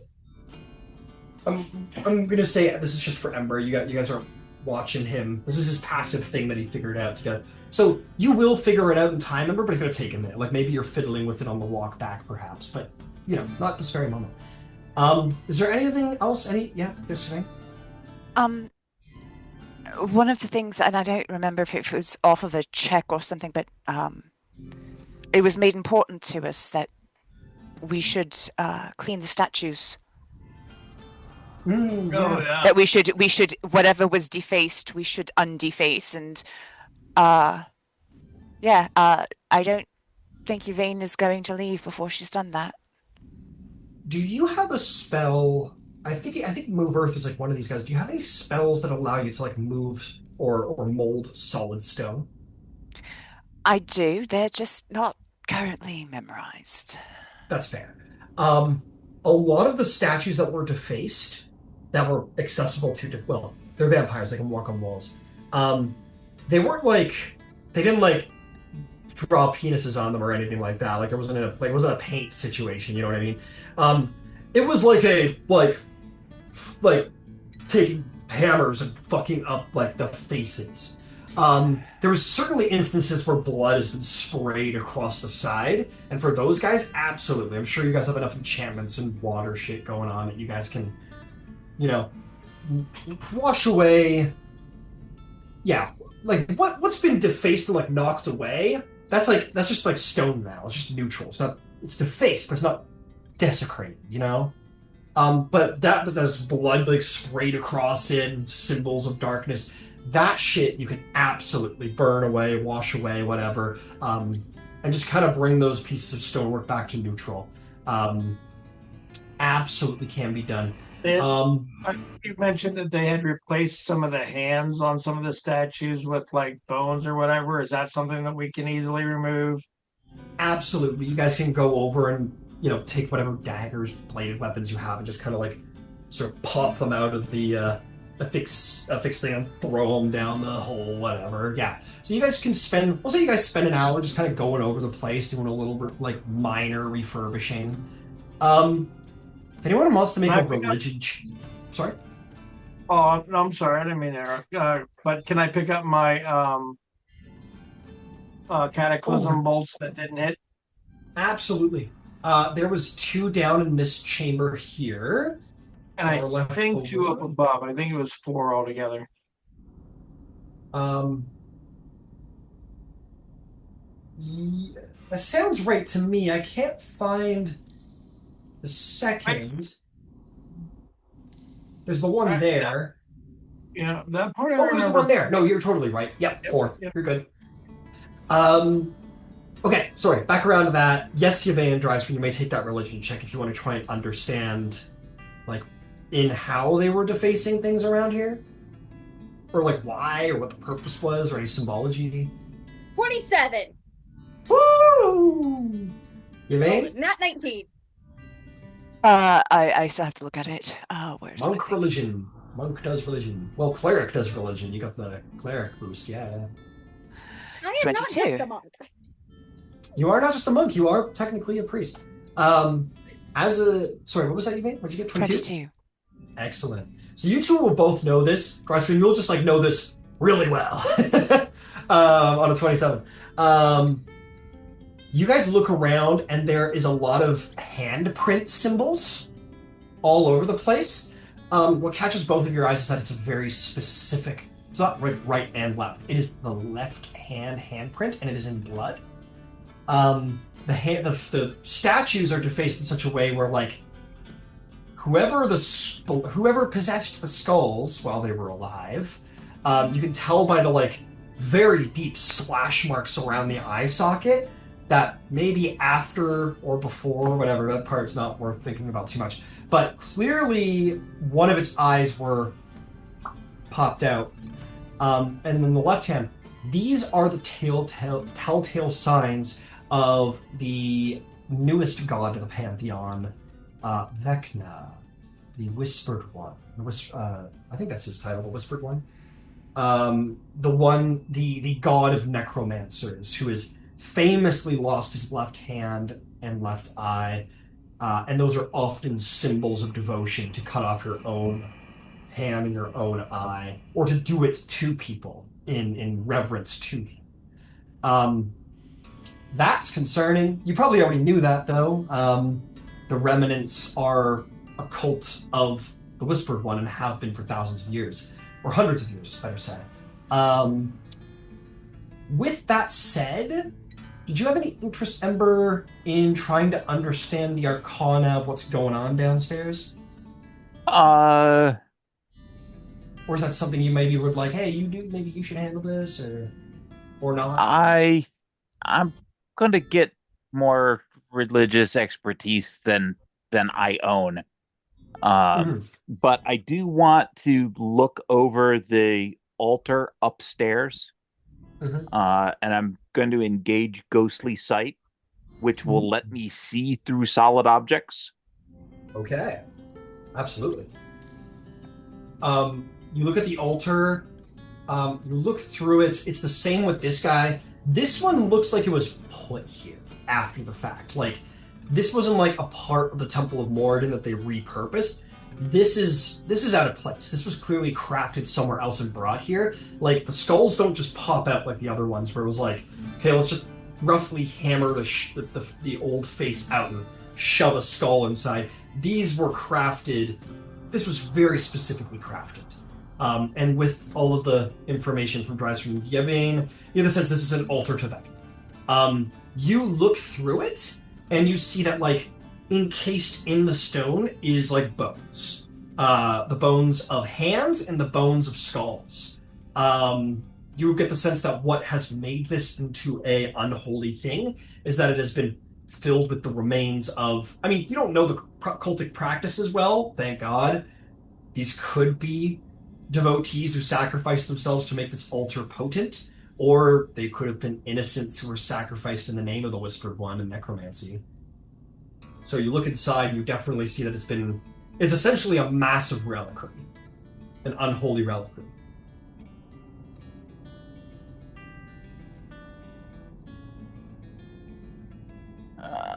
That needs a solid breaking. Fair. Desecrate the unholy. Let's go. Not all desecration is bad.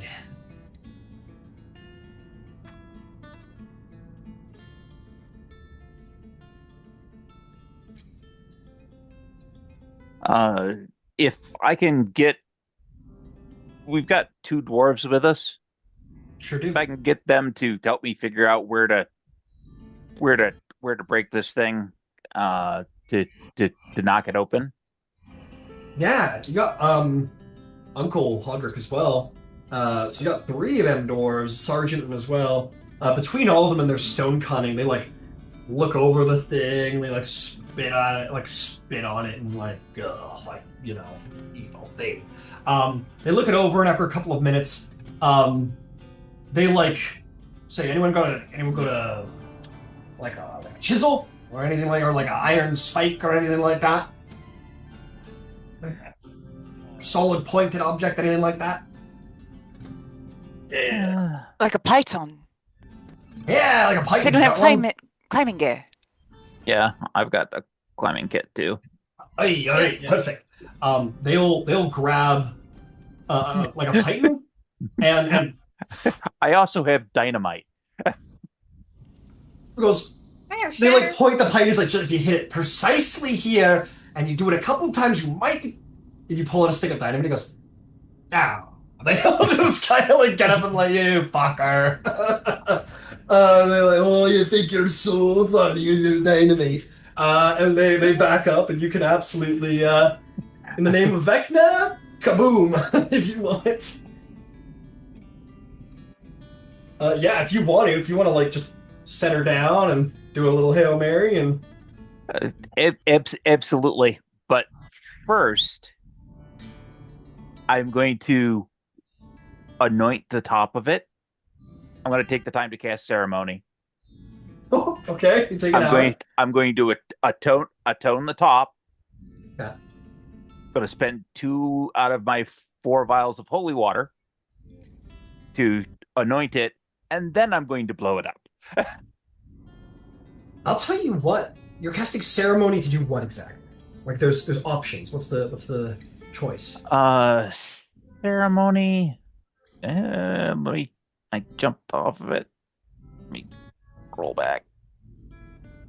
There is the option to like change like religion, or I believe there's a dedication, but that's to a human who wants to be dedicated to your god or service. There's atonement, but again, that's creature based. My thought is a funerary rite to put these people beyond the reach of necromancy. Okay, absolutely. Yeah, if you want to do the funerary thing to like protect it from necromancy, absolutely. I mean, it's for a creature, but whatever, fun. If you wanted to like dedicate this altar to like renew it in the name of a different god, like in spite of it, I will work with Uncle to facilitate. Absolutely. Absolutely. He goes, all right, so, I mean, dedicates, dedications, we could do a dedication. I like the funeral, right? That's a great flip off to that evil fuck, eh? We could absolutely do that. What do you think? Do we want to like turn it into something holy and good in the name of the prime, or one of the primes? Or do Come we on. want to just blast this fucker to high heaven? It it would be better to turn it. Alright, you have a god in mind. I mean, this place. Moradin. I mean, It's his I house. can't argue with that. What? Can't argue with that. Um, you two perform a ceremony where essentially, um, he's going to say like, um, you know, let those bones within this altar, let those bones and skulls and things of death and darkness be turned to for what they really are, which is the people who came together, worked together. Let them be changed. Let them be remembered for better things. I'll go so far as to say he like maybe the two of you go around together. He has like a sensor or something of the like, and the holy smoke is able to like identify people who were innocents who were slain in the name of Vecna, as opposed to like crazy cultists who died to go meet their god in his power. And you guys find a number of bones, mostly hand bones and skulls, and you put them on the altar. Is there any words that you would dedicate? Anything that you would say during the sin? I would only want to add that through the change bringer, we ask that this place, which was once devoted to Moradin, changed to evil, receive change yet again, and journey back to the heart of Moradin. Absolutely. He joins in with that, and he says, "In the name of the sister of the god of the forge, for what is the forge but something that changes something raw and rough into something beautiful and worth wielding." And yeah, you guys sort of implement the change bringer into it all, and those bones inside the altar will eventually actually begin to glow and then actually catch fire, like like like not like crazy or anything, but like holy flame, like all across and around. And with your second sight, Ember, you see that the bones within, in the crucible of like holy fire, essentially are like disintegrated and melted away. They're evil gone, and the bones on top sort of like seep through the cracks and exchange and change. So the martyrs of Craghammer, the dwarves above, who fell to evil, their bones may now be considered holy and may charge this altar in the name of fellowship and the name of forging something and renewing something. And the skulls burn away from the offering altars. And in the end, this dark altar undergoes a number of magical divine changes. Very subtle, but enough so that this thing of darkness, and clearly shows, much like Yvain's own vestige, shows the signs that it was once something dark, but now has been forged into something grand and great and holy. And he's like, as for aesthetics, I'm sure there's no shortage of dwarves who will like to carve their way through the side and make their symbols known. But as far as the power that exudes from this thing, henceforth, it is Moradin's touch that is upon this stone. And with that, the head altar of this place has indeed been consecrated in the name of the Allhammer. And down below, the ritual space, the obsidian pillars, the floating island, suddenly the whole place starts rumbling a little bit, and those of you who look down see the obsidian towers crack and plummet and fall, the stone island with all that purple energy sort of disintegrates and cracks, falls into the hole as well, and the remnants of that dark magic is cast away by the newly consecrated ancient temple of Moradin. Take inspiration. Moradin loves it. Now, I'll go further than that for you, Ember. There is a bonus reward section of, D&D, known as blessings, and it's very specific about how you receive blessings. One of them is establishing and consecrating a new temple in the name of a god, which is what you've just done. What all of you have just done together. And this, a most sacred shrine, and this is his first temple in Cragham. That'll do. So here is what I'm going to say, folks. I'm making up a little blessing here. This is going to be known as, this is going to be known as the blessing of the clan. And how it will work is that whenever you're within 30 feet of an ally of your party, so whenever you're within 30 foot of a party member, you're going to gain a +1 bonus to all attack rolls. Mm-hmm. So gain the power to better defend the clan so long as you fight with the clan. You have been blessed by Moradin. Yeah! Your clan now! Hell yeah, guys. Well done. The clan of the Concordant. Incredible. Sweet. So yeah, everyone mark that out on their sheet. Remember that. You got a +1 bonus to attack rolls when you're within 5 feet of an ally in this party. Incredible. You guys take the long walk through the tunnels and up. Uncle Horik is, or not Horik, it's his name. Uncle, oh, come on, where are you bastard? He's here somewhere. Tell me This he's guy's been so doing it up on the Earthboard. Tell me he's been living it up. Oh, for sure, he's living it up. You believe it. Brave Song. There it is. Uncle Brave Song. Yeah, he's elated. The fire cleanses this place of evil and any true signs of desecration. Uncle Brave Song is like, I never thought I'd live for something this grand. Praise the Allhammer.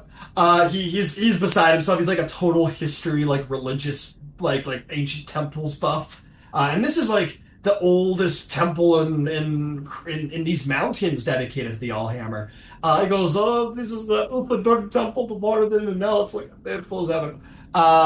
And Horik goes, it's going to need a high priest, Uncle. And he goes, don't say shit like that. Don't get my hopes up, lad. And he goes, well, I mean, Uncle, you technically did a pilgrimage to an ancient temple and re-established the faith there. You shut your mouth. Shut your mouth, nephew. That would be just too much for me old. He's crying this temple. Oh, ever forgive me. And he's just broken up completely. And you guys make your way back. Red Zeds proudly follow your lead back to the surface, Arvog. They are pleased to walk behind you, your posse with you for sure, leading them back towards the surface until you come back to glorious Craghammer. You make your way back to the lower slab, having left behind all the darkness.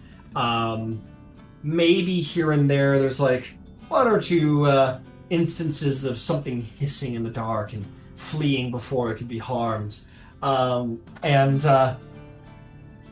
Perrin says, I'll be sure to get, we're going to Westrun. I'll be sure to speak to the director and we'll see if we can't get some influence in here to cleanse this place. We don't want a vampire infestation. Yeah. They'd sort of make jokes at Perrin and goes like, well, you lucky fuck got to disappear with the old red goblin there, didn't ya? You all disappeared for 2 years, left the rest of the four of us behind, didn't ya? She's a very grim, serious person, but they kind of rib on her, and they're like, "Oh, you think you're better than us, eh?" And they talk to the director. Well, you've been roaming around with the captain, huh? They refer to you as captain, or at least the sergeant does. The sergeant calls you captain. The rest of them just, they call you Red. I think largely. I think that's probably fair to what they might call you. But yeah, you guys make your way back up to Craghammer. You guys make your way back to the Ember Hold, where you are welcomed in to go speak to the Iron Keeper. Red, your Zeds are going to stay behind. They're going to give you guys some space, and you guys can make your way up there. You guys are taken into the private chambers of the Iron Keeper. She kind of rests there. I'm going to say Uncle Bravesong is going to come with you guys. Because as the priest who took part in the consecration, pretty important. He probably should be there. But you walk into her chambers. She's looking better. She doesn't look physically tired. She looks mentally frazzled. You can see not tiredness but stress in her eyes.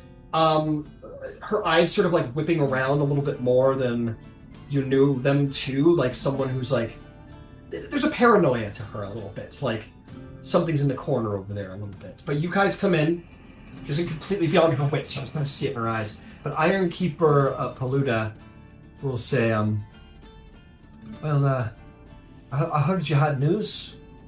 I heard you had news. What's the situation? How are things going? Your mountain belongs to your people again. Does it? What was that mean? This vampire lord, they're what? Slain? The vampire is vanquished, and the temple of Moradin has been reclaimed. Temple of Moradin? Uncle Bravesong will say, Great Iron Keeper, this is not just any Temple of Moradin, but these are the lost ruins of Uthadar, the original temple to the original settlers here in the mountain. Lost for centuries. She goes, my, that's incredible. Because we'll have to reestablish the temple. We'll have to reconsecrate it. And Bravesong will give you a little elbow in the ribs there, Ember, and say, fear not. His holiness would make a fine acolyte to the Allhammer. She'll look over at you, Eric, or Ember, one of the E names. Say, the temple's consecrated. We have done what we could do to put right that which was wronged. But it will be up to your people to establish it more firmly and to make it a place worthy of his grandeur and grace. This is a mighty blessing that you've done. This is a mighty deed. You've come here to slay a vampire, and you took out a whole nest of them and re-established an ancient and lost temple to our god. I don't know how to even begin to repay you all this. She'll kind of look over to Uncle Bravesong and say, You'll forgive me for being a bit selfish in this moment, but would you take me? He goes, what? She goes, I've since coming back, I've had terribly dark visions. If there's anyone can help Soulhammer, eh? Perhaps I might see it. Perhaps I might find some. Brave Song says, "Say no more, Iron Keeper. I'll form an expedition immediately, and you'll be given the best protection. Go down there. No doubt the old hammer will pay you all you need, eh? We'll get you hearty and healthy, get you back on the Ember Throne, eh?"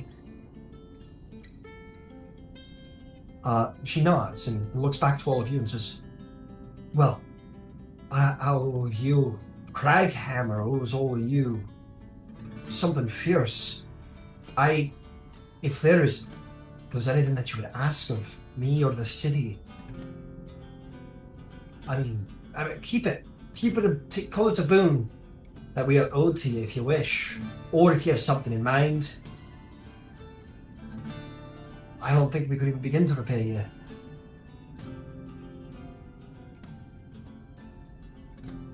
I don't have a boon to ask, but I would like to put a piece of information in your ear, and perhaps we could create an open conversation between Craghammer and Western, so that you may share information. It seems a good time to be aware of information. The threat to your home, it did not come from without, it came from underneath. And there are two champions who do things underground. Oh, we are aware, be sure. We have a delegation that goes to that is based in Amon now, in the Tal'Dorei Council, and information is shared there between there and the other cities. We are aware of some of the dangers going on in Western. So, a fine proposition, and I can assure you we're staying connected with our kin on the surf. Well, not kin, but our neighbors on the surface, shall we say. So, be assured that will continue so long as I am Iron Keeper.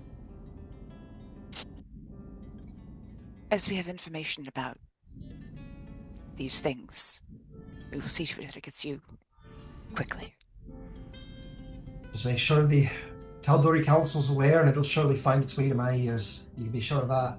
Keep a close eye on things up top. Sounds like it's getting a little dark up there, down in the south especially. But anyway, take your time. If you have something you'd ask of me or the city, you need only ask. And if it's within my power to grant, I will. Well, sounds like our preparations to me. Looking over at Uncle, and he goes, "Oh, I'll promise you. Bring whatever guards you please, and I'll get the whole Brave Song clan together to get ready for a little expedition down there. And know the way. We got a good ranger too, who knows the way back and forth, like the back of his hand." She goes, "All right, let's see to it you do." Oh yeah, Dryson. Dryson's gonna, when he offers an escort to this new temple, Dryson's gonna not really step forward. She'll just speak up a little bit and be like, "The betrayers once turned my mind on itself, and I sought comfort and safety within a temple of the Stormlord, my own faith. If you feel comfortable, I would be proud to be a guard or anybody you would need to go again, if we're still here, to the temple." Are you sure? We've already asked. Craghammer's already asked so much of you and yours.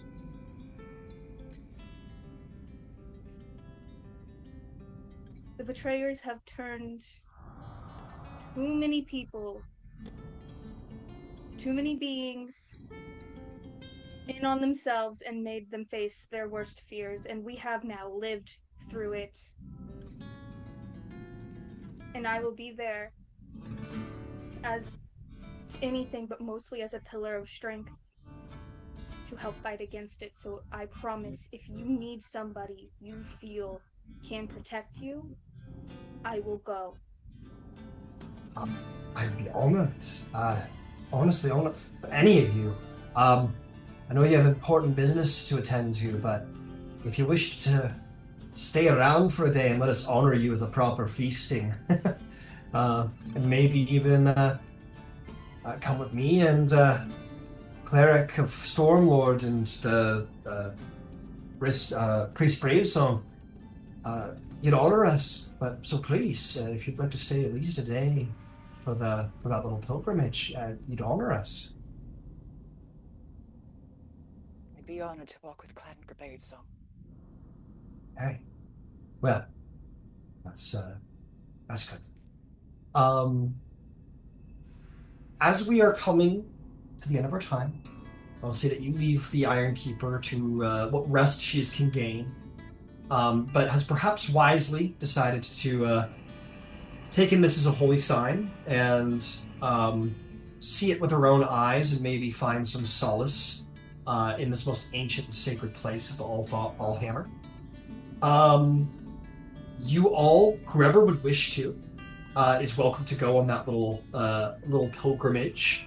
The Bravesong clan and the what are they called? The Cleavers, I think they're called. The Cleaver Honor Guard. The Cleaver Honor Guard will go as well. And you also have some hearty drinking to do because you guys have done some pretty impressive things down here and claimed a vestige. And killed a champion. And killed the champion of Vecna. If not the champion of Vecna. Vecna's most lethal servant. Just cross off the list. I think it's fair enough that we should level up. What do you think? Think it's about time?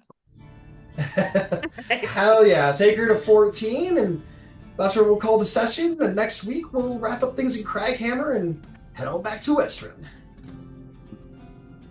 Good job, guys. Thank